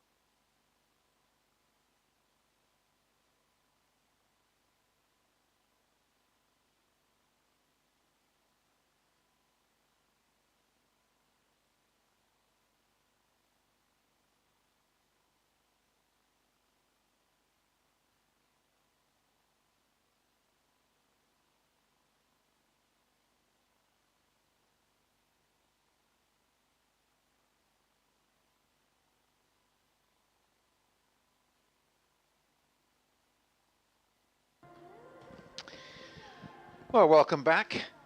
This is Nick Gledhill here with our live stream coverage of the attempt by the Sunrisers to get quite a daunting target now of 172. It's after an expensive final over by the previously very impressive Nicola Hancock, but like so many bowlers, finding it difficult to close out an innings when the opposition have got a small matter of 8 wickets in hand. But the Vipers, boosted by that unbroken partnership, which was worth 110 in the end between Georgia Elwys, 73 from 57, and Freya Kemp, 55 from 35.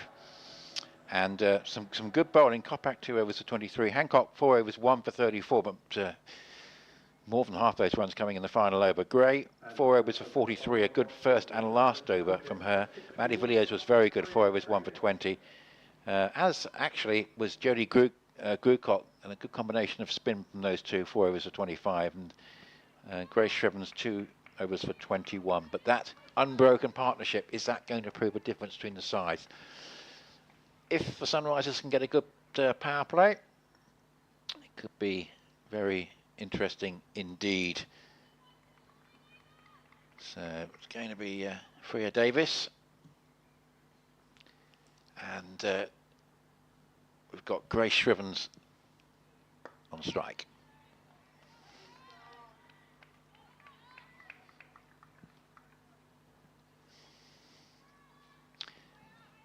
Just on 8 o'clock, and plenty of blue sky still above, the forecast bearing out to be right. Have that cloud cover over the pavilion side of the ground throughout, but over towards the apartments it's blue sky still, and probably will be for another half hour or so. That's a pretty good catch, that really is, because it looked like it might just elude her, but that was very, very nicely judged, and just the start that the Sunrisers did not want. Slightly loose shot, didn't quite get hold of it. Looked like she might just get away with it, but that's a good tumbling catch, and a good reaction from the fellow fielders, because knowing that that's a very useful early strike indeed. And having got that big unbroken third wicket partnership to get a wicket, first time we've seen a wicket for quite a while, coming off the second ball of the Sunrisers innings. Very nicely done by Charlie Knott, that. Stretching out a hand and it hanging on. Just what the Sunrisers did not want. Cordelia Griffith.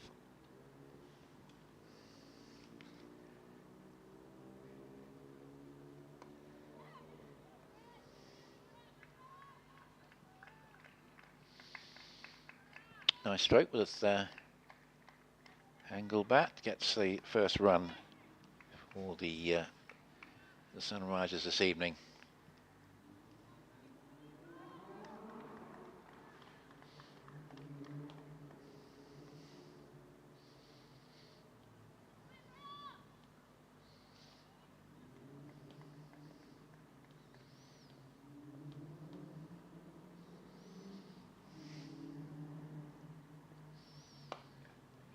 Gosh, not far away from a second catching chance in the over. That a little bit too close to the two fielders, given the height it was hit at, but got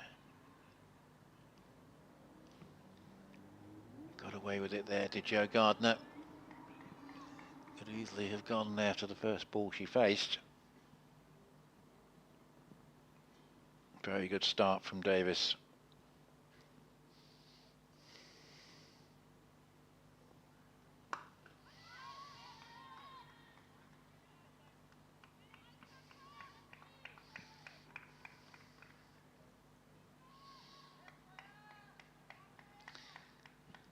Grace Shrevens Bowling second ball. Joe Gardner not far away from finding the fielder with her first.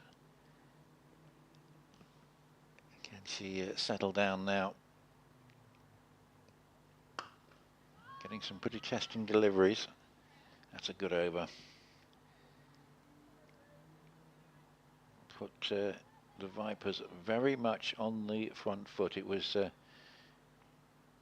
very even really up for the most part of the Vipers innings, but they got away from the Sunrisers just towards the end with those 8 wickets in hand, and they've consolidated with that early wicket in the reply. But nothing that a good partnership can't put right at this stage. Still plenty of time for the Sunrisers. 169 to win. A rate of just under 9 and over. Does mean we need a good power play, I think. And to open the bowling at the Graham Good chair, number 50, Lindsay Smith. Lindsay Smith, the Graham Gooch end.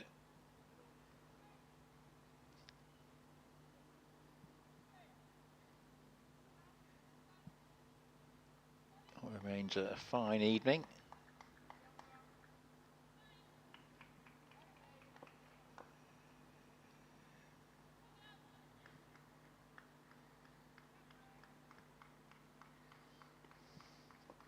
Going to come in with some left arm spin.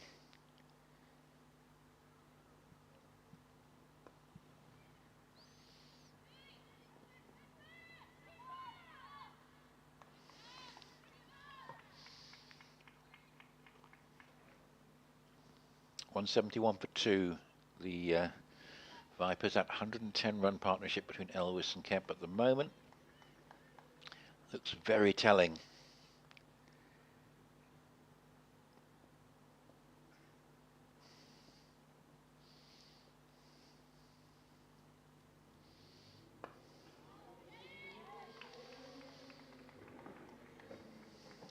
One thing also will be interesting to see is whether the Vipers offer the scoring opportunities that the Sunrisers did, particularly early on. That changed in the second quarter of the innings when the spinners kept it very tight. But then gradually, with the fact that they had 8 wickets in hand, that started to tell as time went on.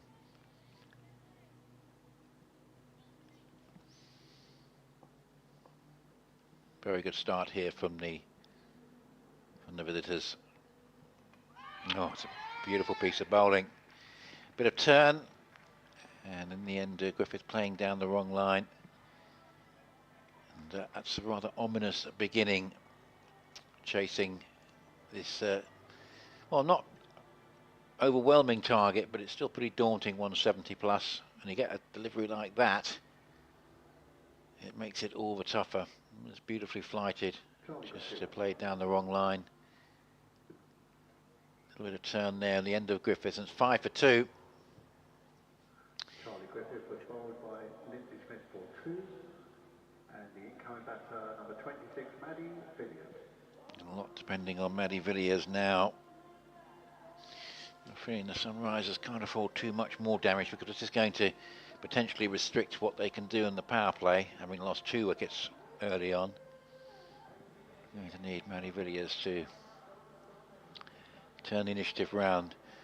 Need to throw a few punches of their own here, the Sunrisers, because at the moment the Vipers are rather all over them.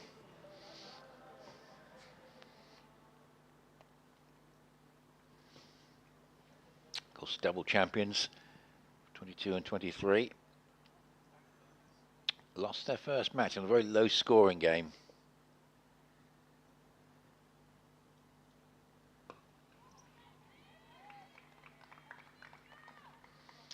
In an average T20 season, they don't lose very many.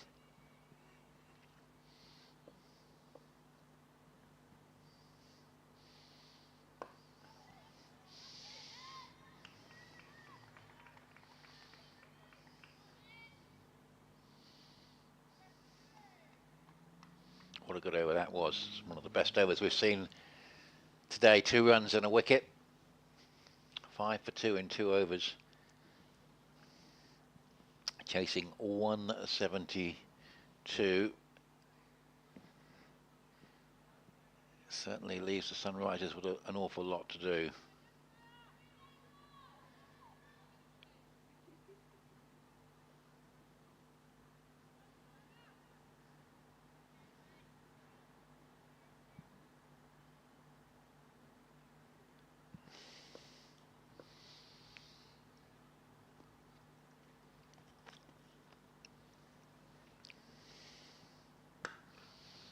That's better.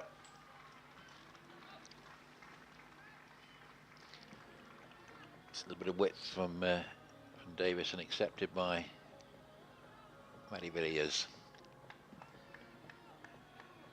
First counter punch from the Sunrisers. Need a few more in this power play.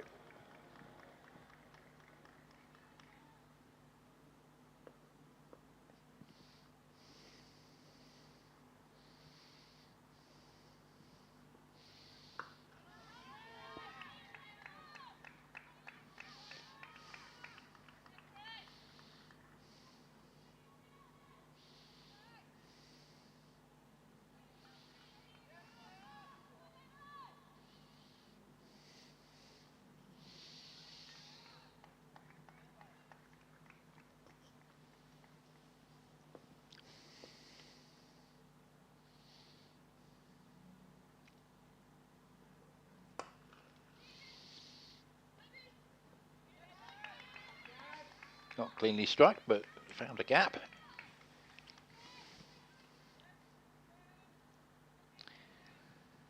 Georgia Adams retrieving.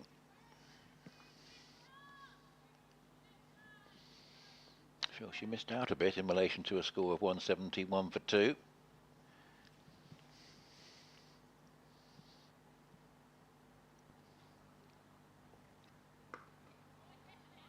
Nicely bowled.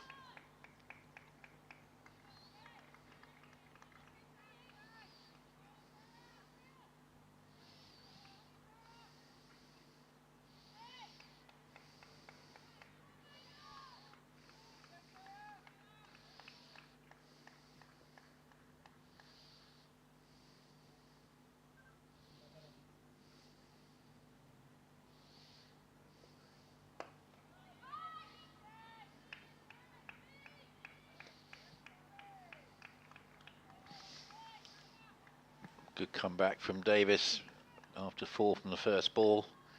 Just 1 from the next 4.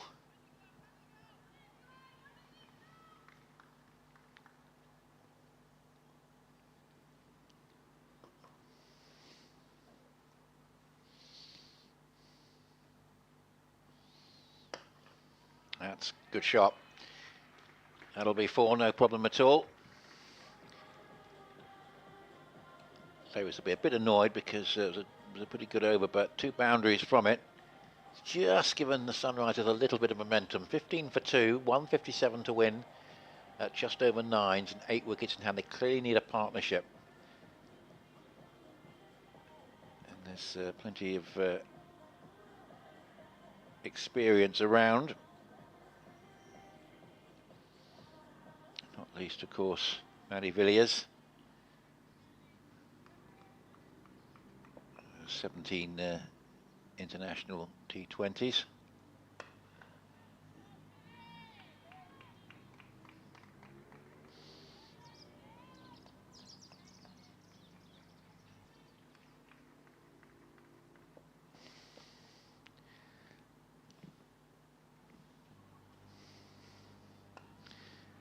Good shot. Just finding that gap in the offside infield. A little bit of momentum for the Sunrisers. Interesting different strategies between the two, whereas the Sunrisers were chopping and changing their bowlers. The Vipers have settled for an opening combination that's bowled 2 overs apiece, which you don't see that often.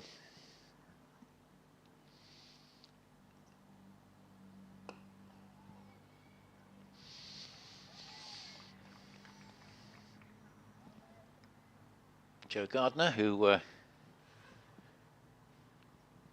been with 3 different sides to date in the 100, Southern Brave, Oval Invincibles and the Trent Rockets.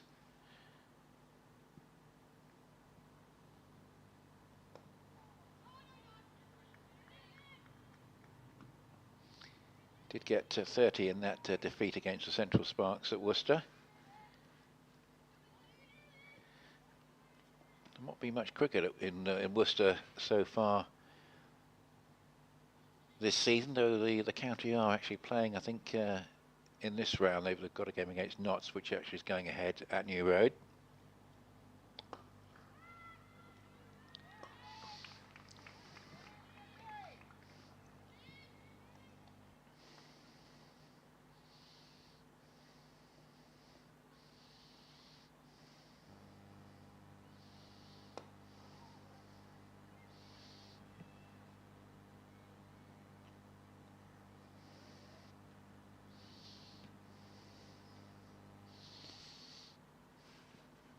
Fairly quiet 50 over campaign for Maddie Villiers to date, but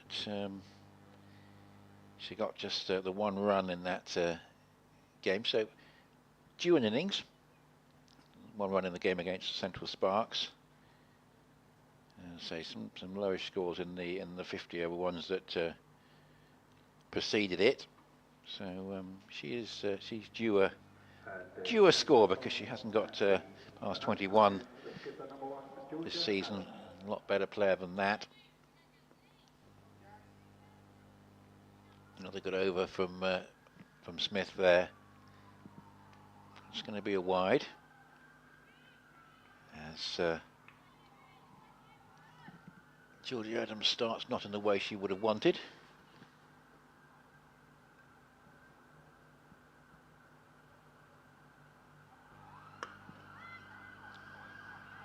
Can the Sunrisers get a partnership going? They're going to need it.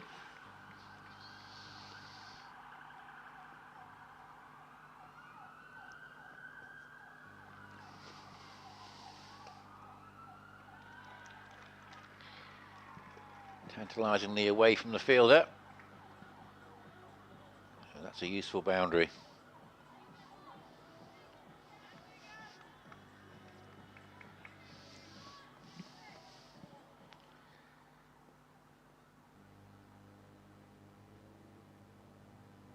Not too far away from the square leg, that one.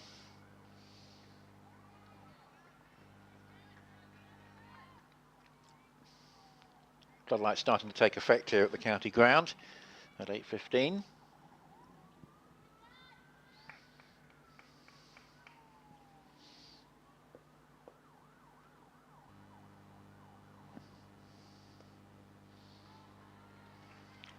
It's a nice shot. Some good strokes starting to be played now.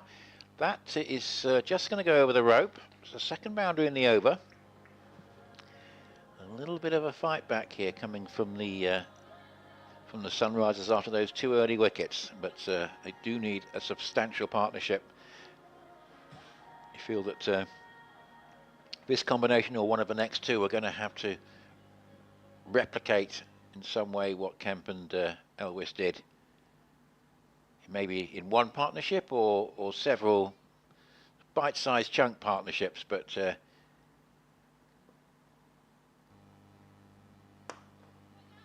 key thing is not to lose too many more wickets, certainly in the power play. Just getting themselves back into contention. Got to make sure that asking rate doesn't go too much further than the 9 it is. That's pretty well placed, actually, and a nice little late adjustment takes it for 4 to a long on boundary. That's 3 boundaries in the Adams over, and there's a little bit of encouragement here for the Sunrisers. 35 for 2. So that required rate sitting at 9.1, and they want to keep it there and not let it start to get out of hand. But the counter punches come with those boundaries. Good start from Maddie Villiers in particular. We're saying that she hasn't got a stack of runs this season, but looks in better form than those figures suggest. 19 from 11, Gardner 13 from 14. 137 required in 15. And it's a third over here from Lindsay Smith.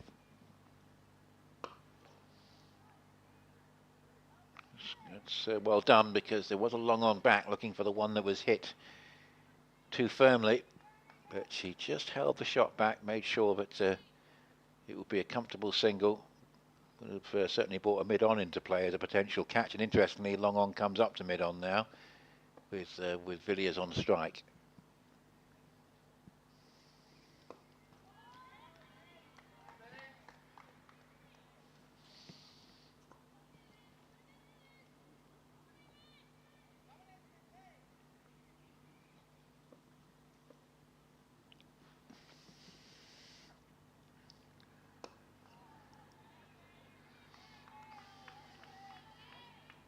Been a very good spell this from Lindsay Smith.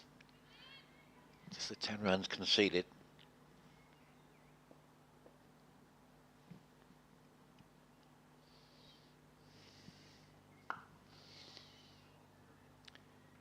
That's very useful indeed from the Sunrisers' point of view.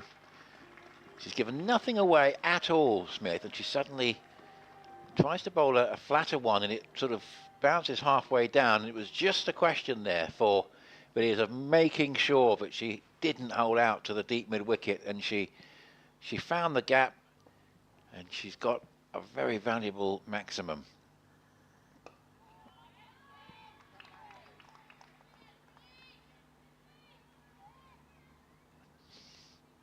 Partnership just starting to take shape.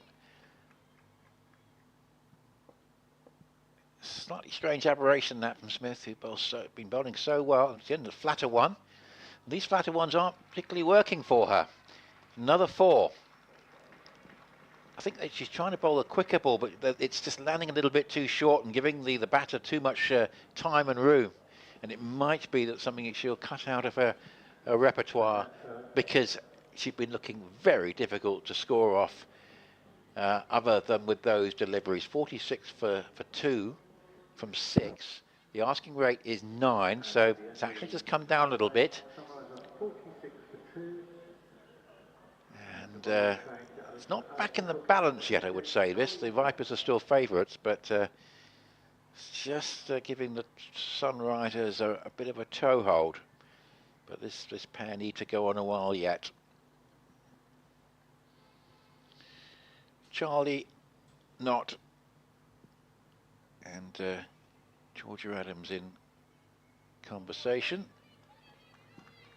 It's going to be Knott to bowl.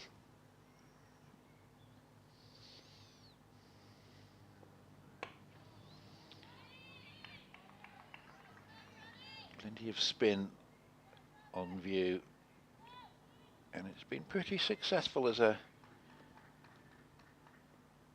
delivery option in the game so far. That's nicely held back. Very little that could be done with that. So a disastrous start for the Sunrisers. 5 for 2. It's now 46 for 2.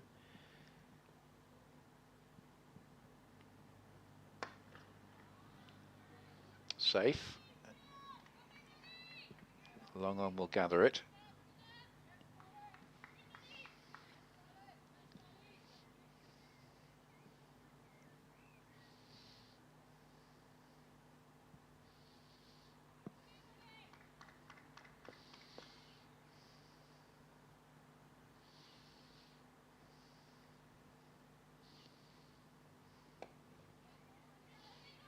Been a good start here by Charlie Knott. Just a few variations and making it difficult for the batters. Just the 1 run, was the 2nd run actually off the over, and 4 balls gone.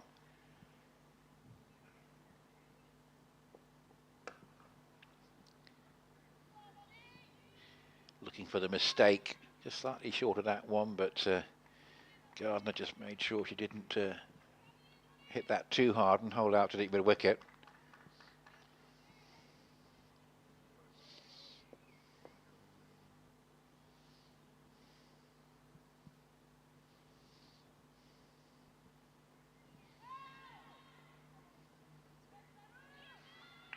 Flatter one there.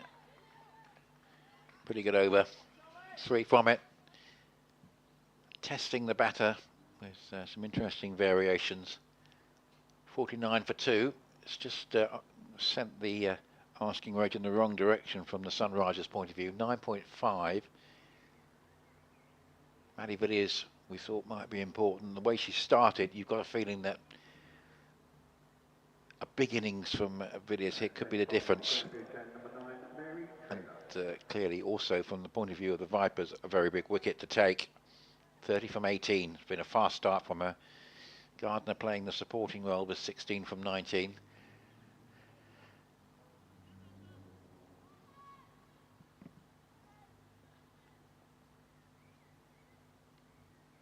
Mary Taylor, some medium pace.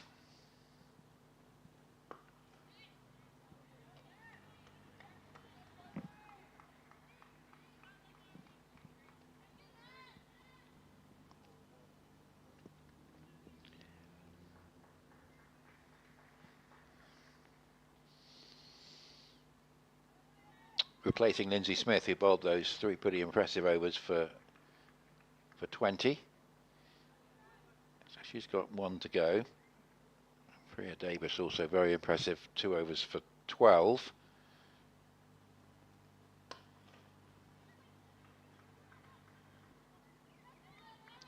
Bit of hesitation there about the second. It was never really on. Probably the wise decision in the end not to go for it.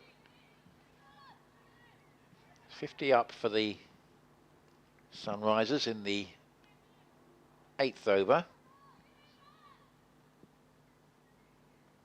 This is a period of the innings where the Vipers slowed down against the spin.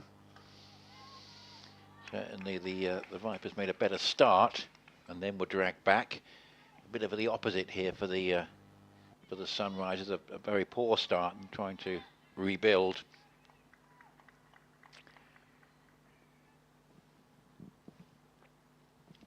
Couple of tight overs back to back here for the Vipers. But that's a good shot. That's just what the Sunrisers wanted. It's not quite going to go for 4. Always a second on there. Just need to keep the boundaries coming at a fairly regular rate. And target 1 and over. Plus singles, it will keep them close to this asking rate, which is hovering at 9.7 at the moment.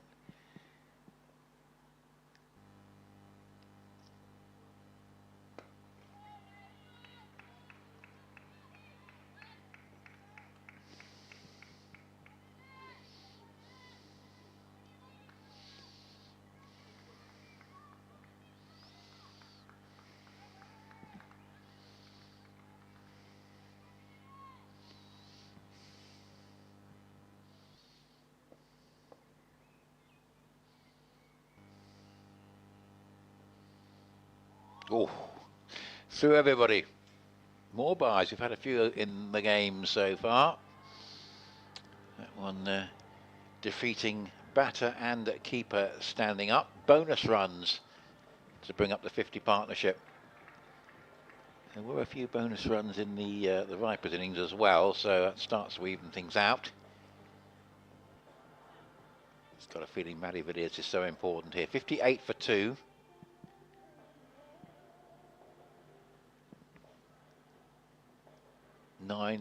.5 is the asking rate. 114 runs, 12 overs. It'll look much better for the Sunrisers if these two are still together in 5 overs time.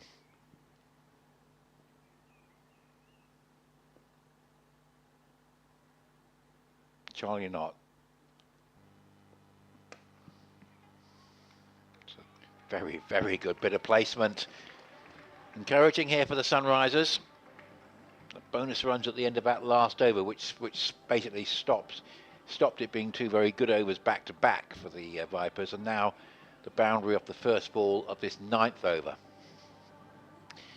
It's one of those situations where if they can put together 2 big overs, the Sunrisers, it really does make a difference. 2 overs that were to go for, say, something in the region of 20 to 24 between them. And with 8 wickets in hand, it's a very different game. Probably the Vipers still just favourites, but it's getting closer all the time.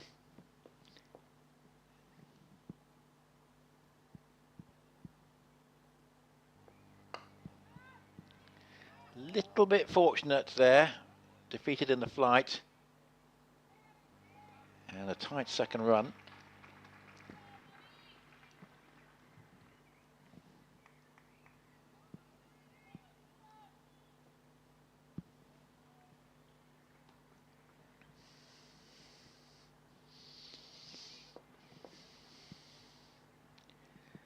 All those extra runs that the Vipers got at the end going to prove significant. That's a good ball.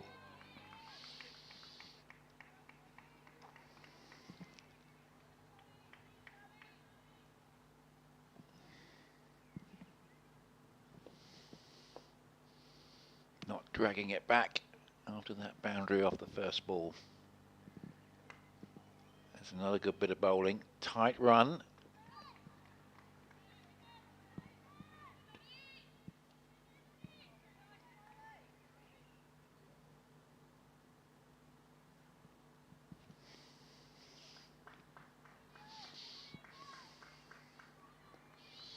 Quite threatening cloud over the pavilion now, but still no rain in the forecast.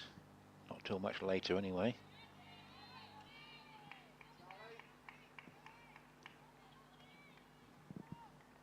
Pretty good over. She's bowled well here, as Charlie not.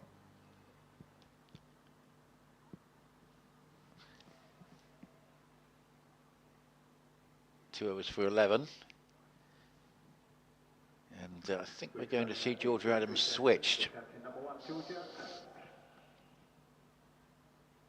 Yep, despite the very threatening cloud over the way to our right over the executive boxes in the pavilion, still not a drop of rain forecast on the BBC forecast I'm looking at, which is a 0% chance until actually quite a long way into the weekend.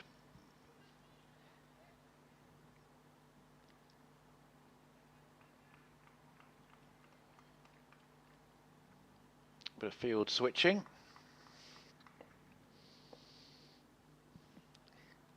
So Adams with that one pretty expensive over, switches ends. There's a ring of 4 pretty close to each other on the offside. Looking to stop the ones. No mid off, there's a long off back, long on, deep mid wicket. Only one saving on the leg side.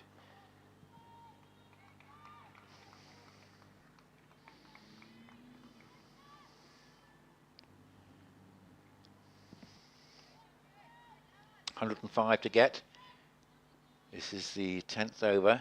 Still the Vipers with the upper hand. Nice bit of variation. It's a better over this from Adams.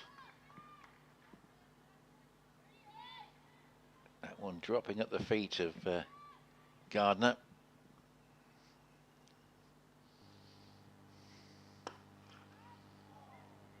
Put it down. So I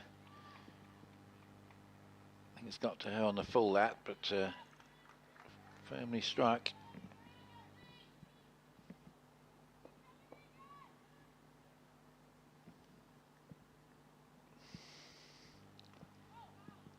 It's a really good over this, and key thing here is for Villiers in particular,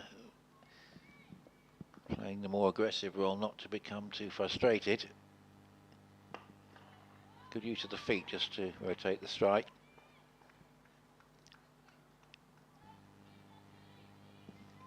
And that's a very good over. And that's just to push the asking rate above 10, and what the Sunrisers need is a couple of good overs back to back to take 20 to 24 off this target, and it suddenly looks a different game. At the moment, although we're still 8 wickets in hand, and we've got the second decent 3rd wicket partnership of the day, this is very much the Vipers' game at the moment. But 103 from 10 overs, not impossible. Mary Taylor's had 1 over 5. She's switched to the river end.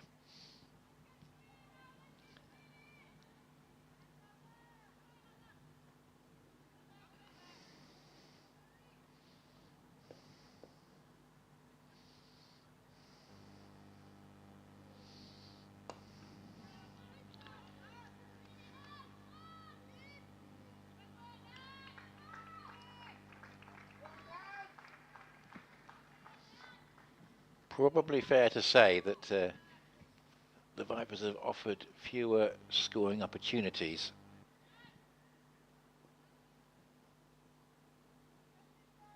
than the Sunrisers did, particularly in the first 5 overs of the Vipers innings. Could do with a couple of boundaries here. This asking rate is creeping up towards slightly worrying levels.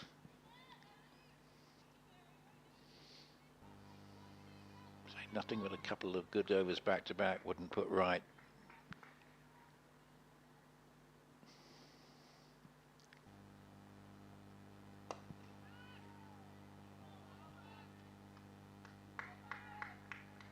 Quite a lot of risk for not much reward there, but at least the strike is rotated.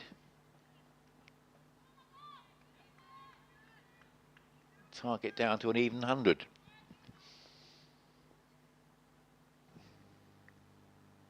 And 57 balls.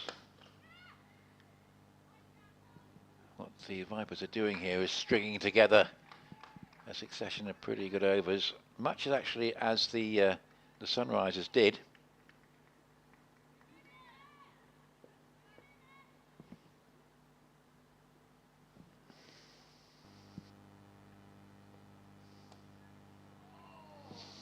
That's very useful and much needed.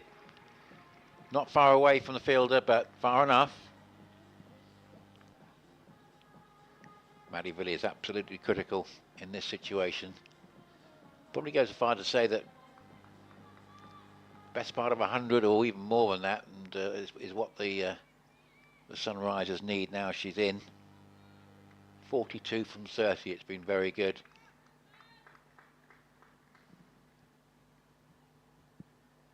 At least the one thing that the Sunrisers are doing here is building a partnership, which gives them a little bit of leeway in this second half of the innings.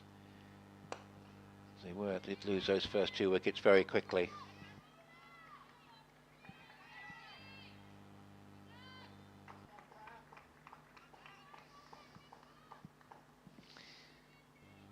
Nine overs to go. So 54 balls to get 94. That's demanding. 10 overs, 10.4 and over. But as we've said, if Returning Eddie Graham-Buchan, number 88, Charlie Knott. you feel it's unlucky to happen here against Charlie Knott, but if somebody manages to send down a bad over or two, it could make a difference. Suddenly get a little spurt of scoring and the 8 wickets in hand become quite significant.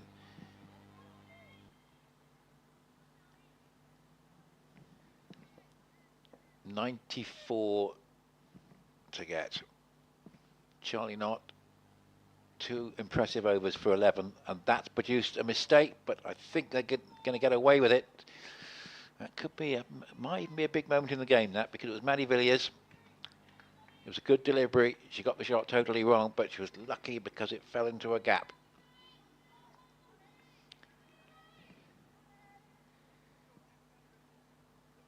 Just been a little bit more consistent as a bowling unit thus far. Have the visitors.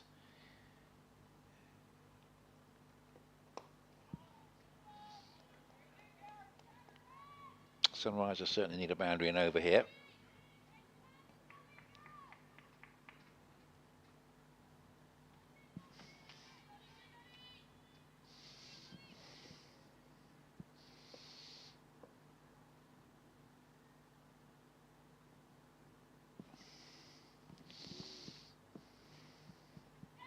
Lovely piece of work, and the pressure telling in the end. That could be a very big wicket. The 3rd wicket partnership is broken. It is Maddie Villiers, and it was a good stumping. She was quite a long way out of her ground there, was Maddie Villiers, and that was well done. Keeper executing it pretty well. Brianna Southby. And that does leave the Sunrisers with a lot to do. And the pressure telling from a series of pretty good overs. And the incoming batter, number 44, Lizzie McLeod. 80 for 3. Very much the Sunrisers with a lot to do now. That's a big wicket, Maddie Villiers.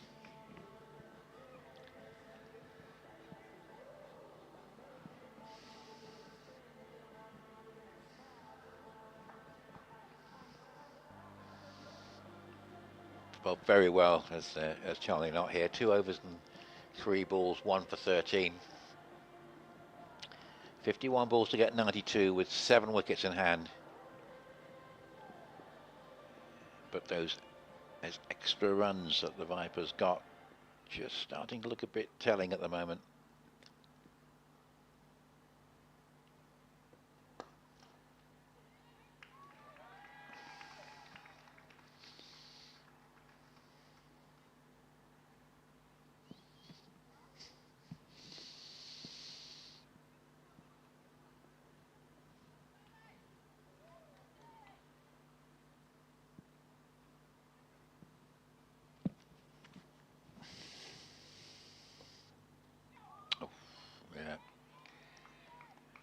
Not offering much here.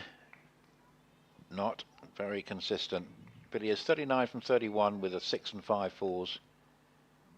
But that dismissal could prove to be a very significant moment in the evening's proceedings. It's a pretty good hit. Good enough to go to the straight long on boundary for 4. Much needed for the Sunrisers. 12 gone, 8 to go. But the asking rate a touch under 11. Somehow they've got to not let it get any further and keep some wickets in hand to give themselves a chance in the last, say, 4 or 5 overs. Not impossible, but I think the Vipers would be disappointed if they don't win from here. At the Sir Alistair Cook end, number 61, Freya Davis. So the new end for the new name for the River End, the Sir Alistair Cook end. The Graham Gooch end at what was alternatively known as the Hayes Close end, and the Sir Alistair Cook end, the River End.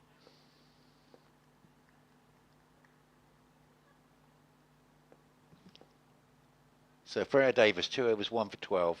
Impressive at the start.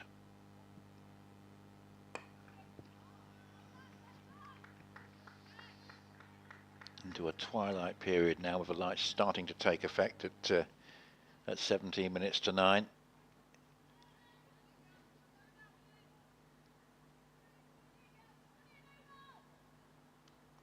Nice time of the season to be playing T20, as long as it's not chilly and it's been a pretty warm May.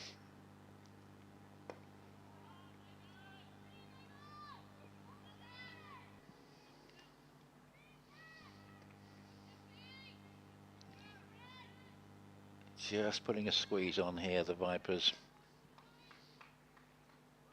Problem for the Sunrisers, there hasn't really been anyone that they could attack. Been a very consistent bowling performance.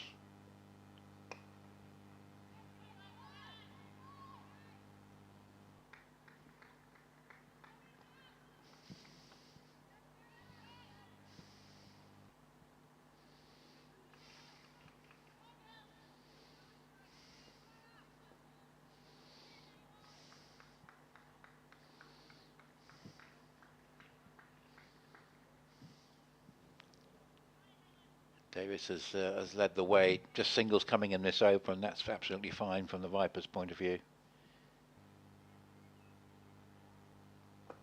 Nice change up there, going for the Yorker. Not quite executing it perfectly, but well enough to produce a smile on the face.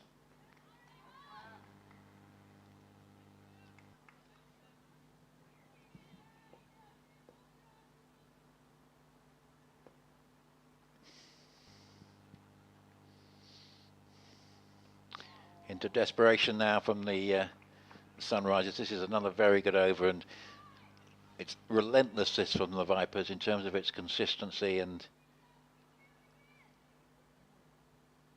lack of avenues for the batters to exploit. 4 singles and a dot ball with an asking rate of 11.6, just what the captain would have ordered. That's a very, very desperately needed boundary, but they're going to have to be a few more of those in the end.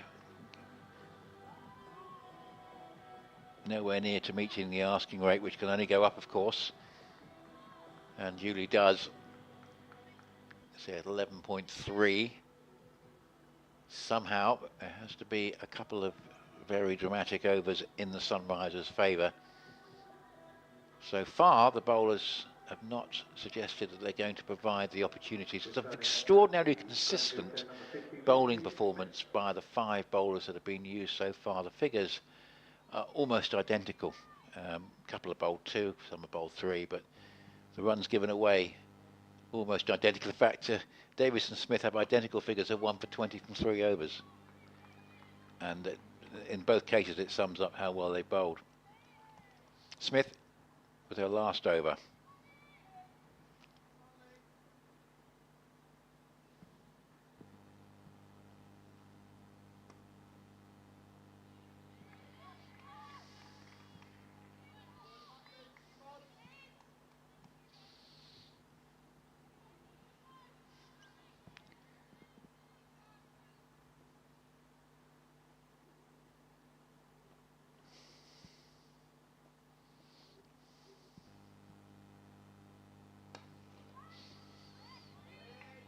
Pressure growing all the time. Wicket of Villiers looking mighty significant.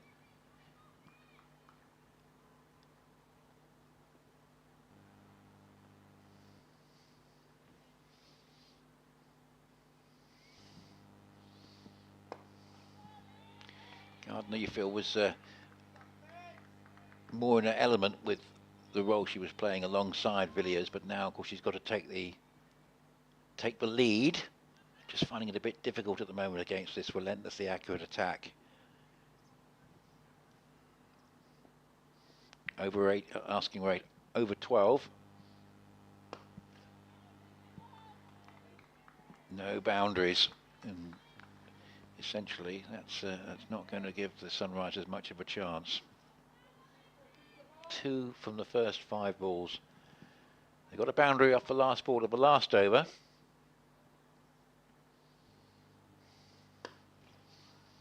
That's a bit of a miss hit. Just falls at the feet, I think, of Georgia Adams out there, but not far enough, not far away from being another chance. Top spell that, 1 for 23 and 4. Bowling the early overs, getting an early breakthrough. 96 for 3, 76 from 6 at 12.7. There are 7 wickets in hand, which is the only thing in the Sunrisers' favour. This is very much going the way of the Vipers, barring unforeseen events. I say the key thing here is you look at the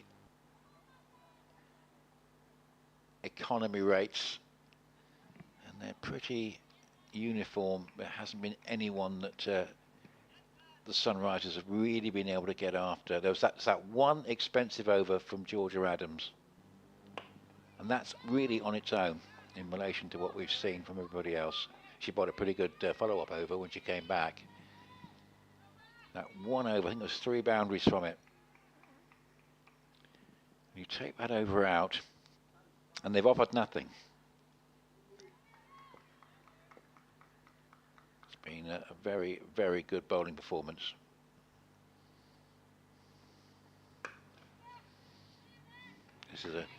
This over is a typical example of it.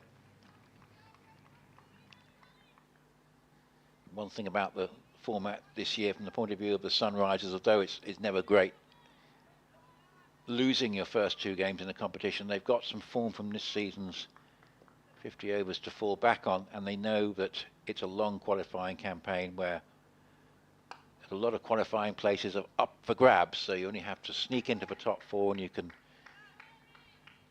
potentially win the competition with a couple of victories on final day. It's all about getting into that 4th spot. which I think is going to be the Sunrisers' objective. Obviously they're going to need a couple of wins fairly quickly to get themselves back on track for that.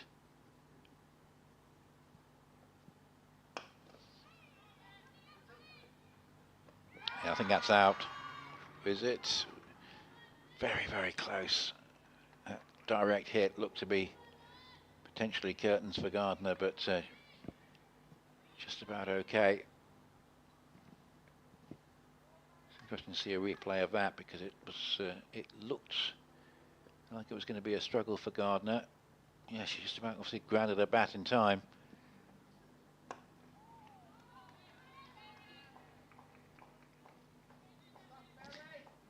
It really is. When you look back at it, it's that one over from Adams that was expensive, and other than that, absolutely relentless from the south-based side. 100 up, but not quickly enough, you feel. One ball short of the end of the 15th over. That one's found its way through.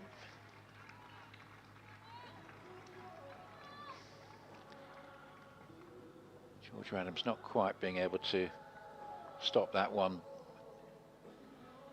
but you feel the die is cast here. 13.6, 5 overs remaining, 104 for 3. And the problem is there's not much momentum to build on.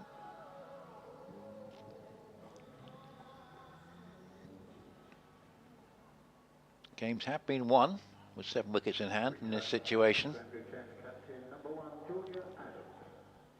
We're going to have to see something fairly remarkable to change what appears to be the course of the match.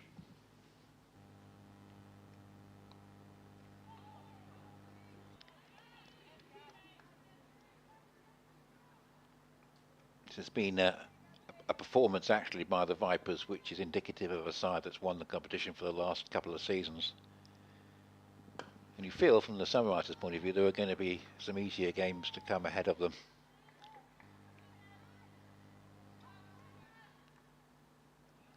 Vipers very much look like putting that surprise early defeat behind them.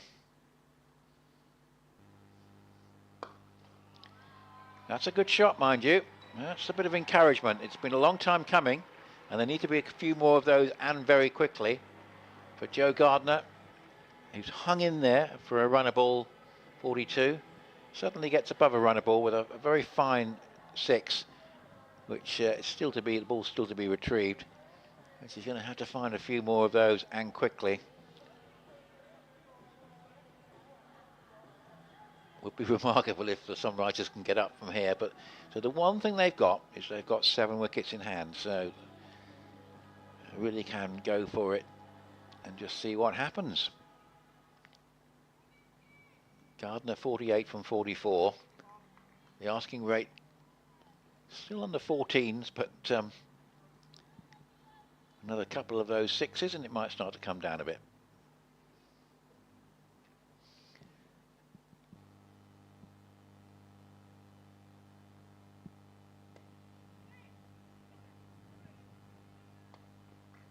Nice sharp single. 26 balls to get 60. 112 for 3. Yes, that expensive final over. It's starting to look important as well now. Slightly better over for the Sunrisers. You know, you feel there has to be a minimum of 3 boundaries and over, and they've only got the 1, albeit it was a 6.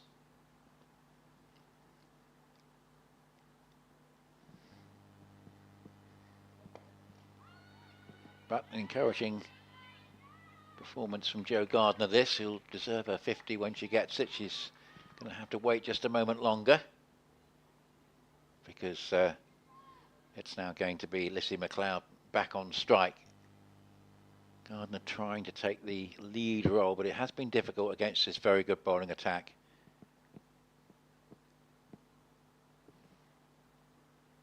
.8 and over 20 4 balls to get 59.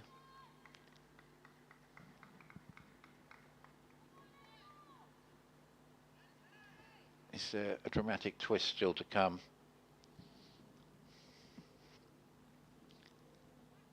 Mary Taylor, last over.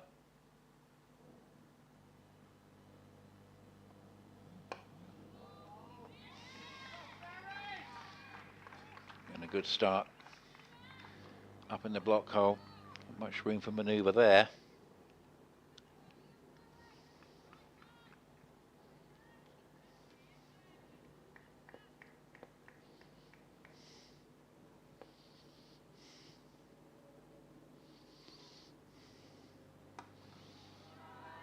Well, there's a bit of a bonus. We've not seen many poor deliveries in the entire innings. That might go down as the worst, and it would have been very frustrating if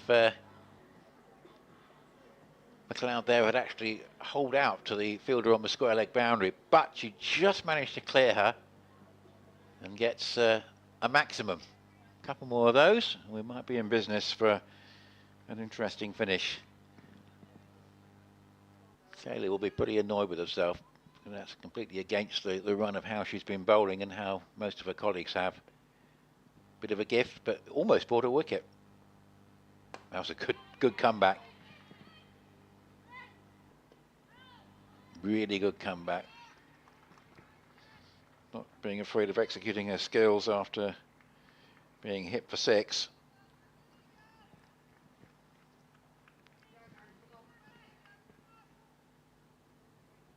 Just a frustrating scenario this for the Sunrisers, because they were chasing 150, 155. This would still be very much a viable proposition. Another good slower ball. She was obviously attempting that with the full toss that went wrong, but she's executed it a little bit better since. There's the 50 for Gardner. 47 balls and 5 fours and 1 6. It's been a brave effort. Oh, what a strange delivery that was. But it could be a catch to long on, and a bit of a half tracker results in the wicket, and that is very frustrating indeed. Freya Kemp is there, and it was such a surprise delivery because it was short. It didn't really get up. In the end, McLeod had to sort of reach for it, and wasn't able to get the correct leverage on it, and in the end it was a fairly straightforward catch to long on. So a strange dismissal, but it's one that certainly the bowler will take. I think it's probably a delivery that wasn't, again, not quite what she was planning, but in fact it turned into a wicket-taking ball. Brings in Nicola Hancock, who impressed with the ball earlier.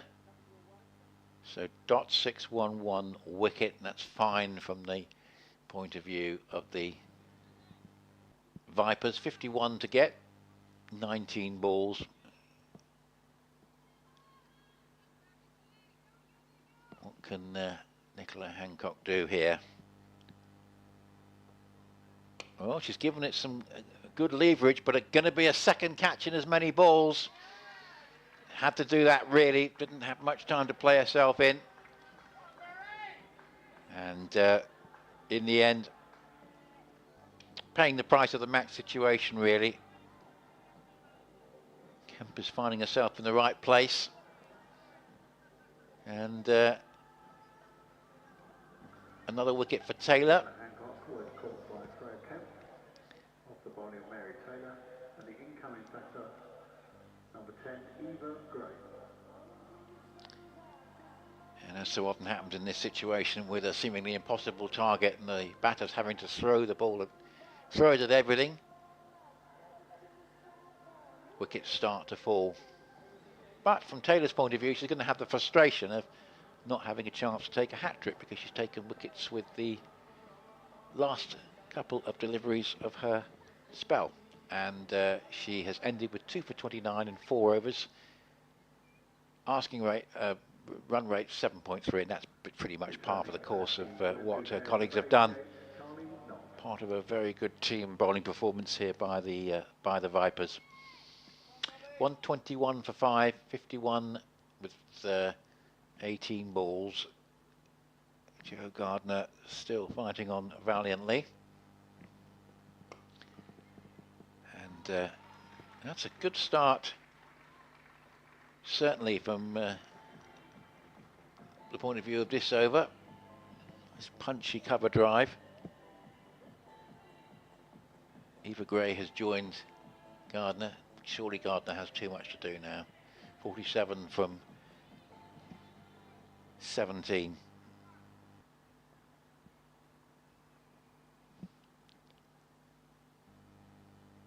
Knott's last over.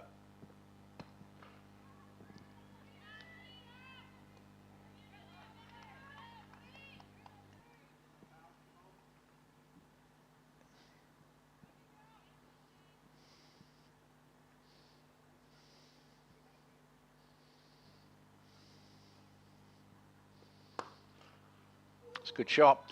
He's finding a range now. Here's Gardner. Found it difficult to take the lead after Villiers got out, tied down by some very good bowling, which didn't offer her many scoring opportunities. But this is the best she's played in the innings so far. Almost everything has got to go to the boundary now, you feel, though, with an asking rate of 17.2. 15 balls to go. But she's giving it a go. Can't say fairer than that. Good use of the feet, backed away. Damaging Knott's figures here. 39 from 14 balls. A couple more boundaries. And, well, you're getting into the you never know category. Certainly if there were 2 more 4s, it would get very interesting.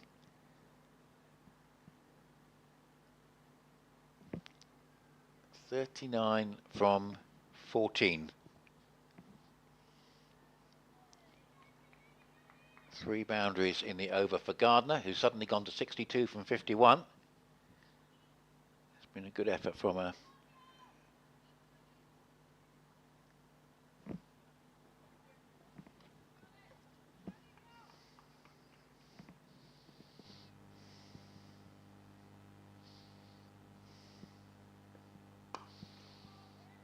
Didn't quite get that.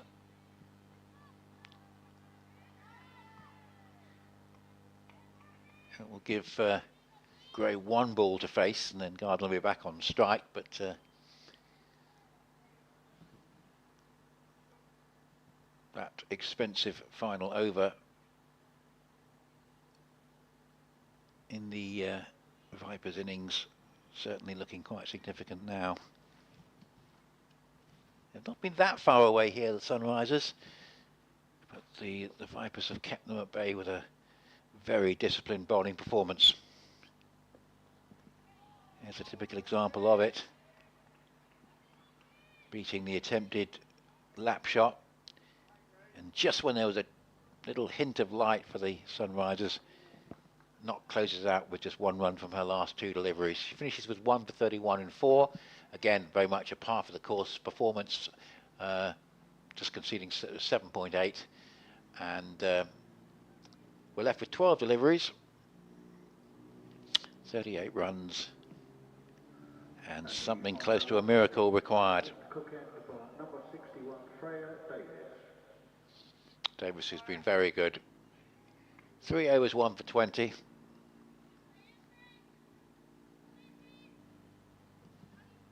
Gardner on strike, meaning something quite extraordinary. 38 from 12.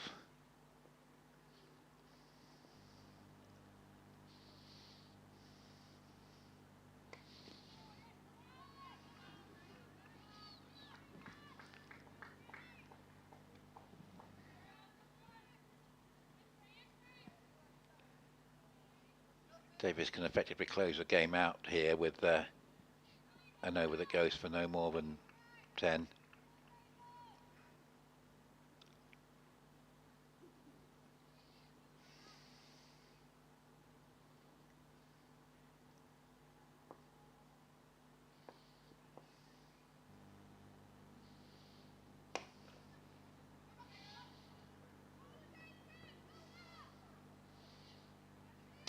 No extra run there in the end, and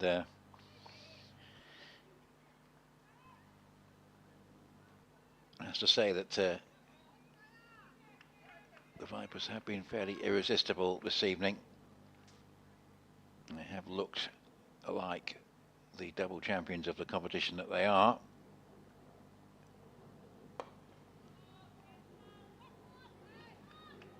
And doubtless they'll cause similar problems to other teams as they go through the competition.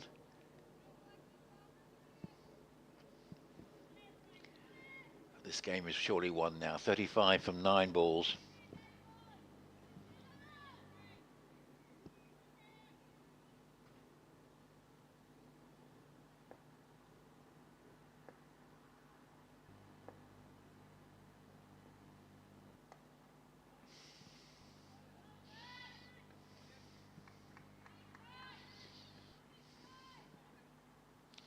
Very little for the Sunrisers to work with in this over, and indeed for most of the overs that they've faced in the last hour and a quarter.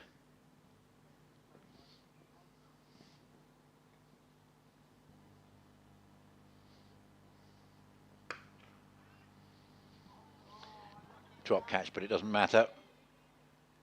It's say 4 runs. Adams not able to hang on to that, but I think the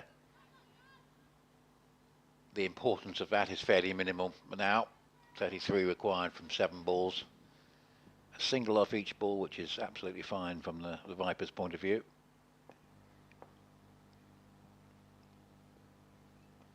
Oh, it's a fantastic end to the over and to the spell. That really was very good from Freya Davis. 1 for 25 in 4 overs.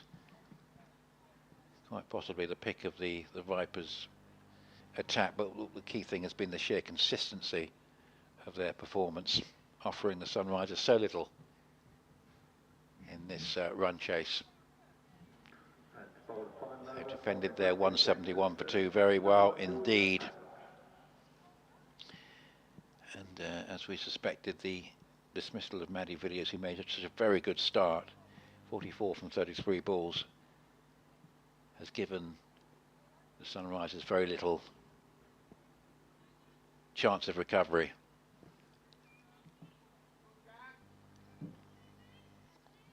So the final over, and it's going to be Georgia Adams.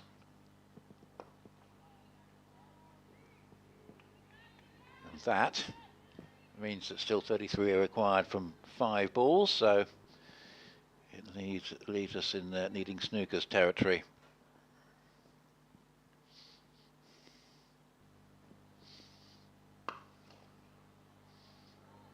There's the first of the 6s that have to be added to with some no balls or wide somewhere along the line. It's a very good strike, and to be fair to Gardner, she really has played impressively and taken the opportunities, the few opportunities she's been offered by this bowling attack. And on another day, this could have been a match-winning innings. It's 72 from 57. As it is, 27 from 4 balls required. Just a little bit too much. The fact that she's still there, if you perhaps think about the context where Villiers had stayed with her, this could have been an awful lot closer. Striking the ball well, Gardner. And a very, very good knock, 76. Just found it a touch difficult when she had to take on Villiers' role as the aggressor, if you like, and was tied down by some extremely good bowling, which he's broken free a little bit now with some nice strokes. Obviously the pressure is off because obviously the Vipers know they've won, but nonetheless it's been a very good effort indeed from Jo Gardner. 150 on the board for the Sunrisers, and there was a point that we thought that might be as many as the Vipers were going to get. And we had that expensive last over, of course.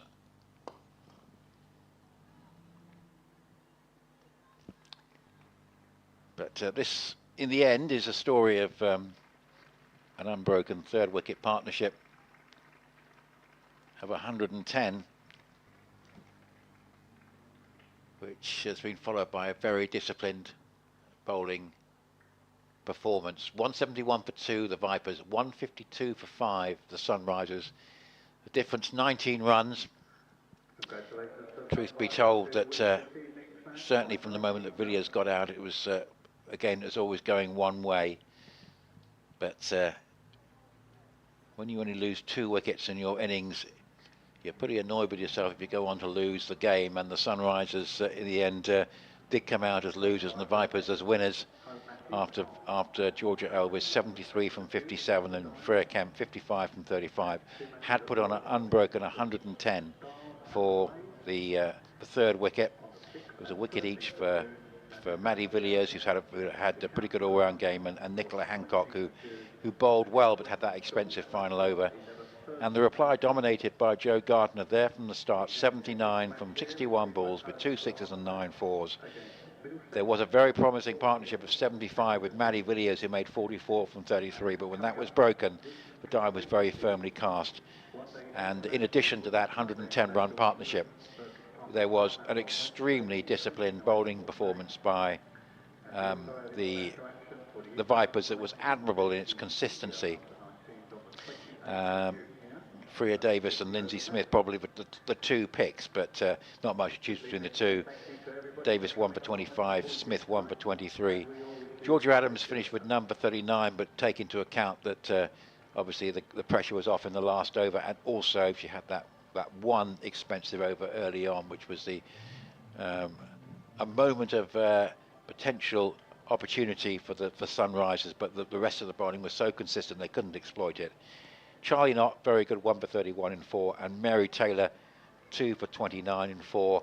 In the end, the sheer consistency of the performance of the Vipers has accounted for the Sunrisers this evening. But even though the Sunrisers are 0 from 2, say that the nature of the qualifying in this competition means that if they can put a few wins together in quite a long group format, then there's still every chance that they can make the top 4, which they need to do to get through the final stage. But obviously, the ideal thing is them to start winning as soon as possible.